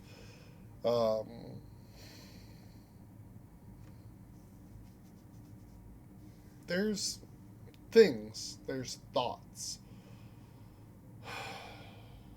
There's a lot.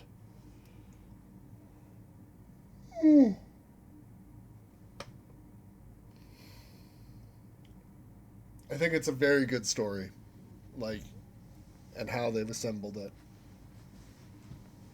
Um,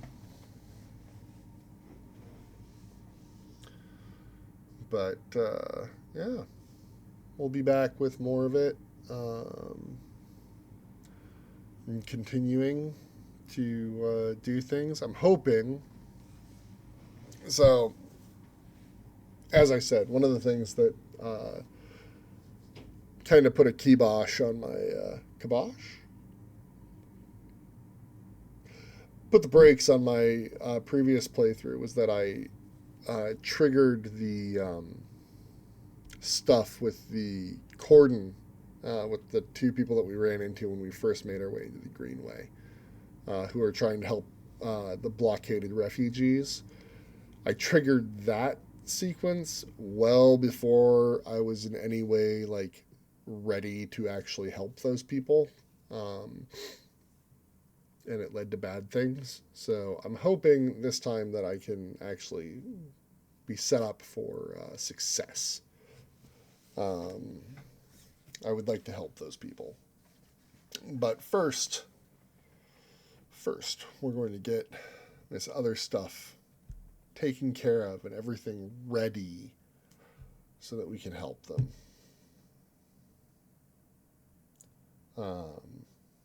Yeah. Anyway, thanks for hanging out. Hope you had a good time, and we'll see you next time. Bye.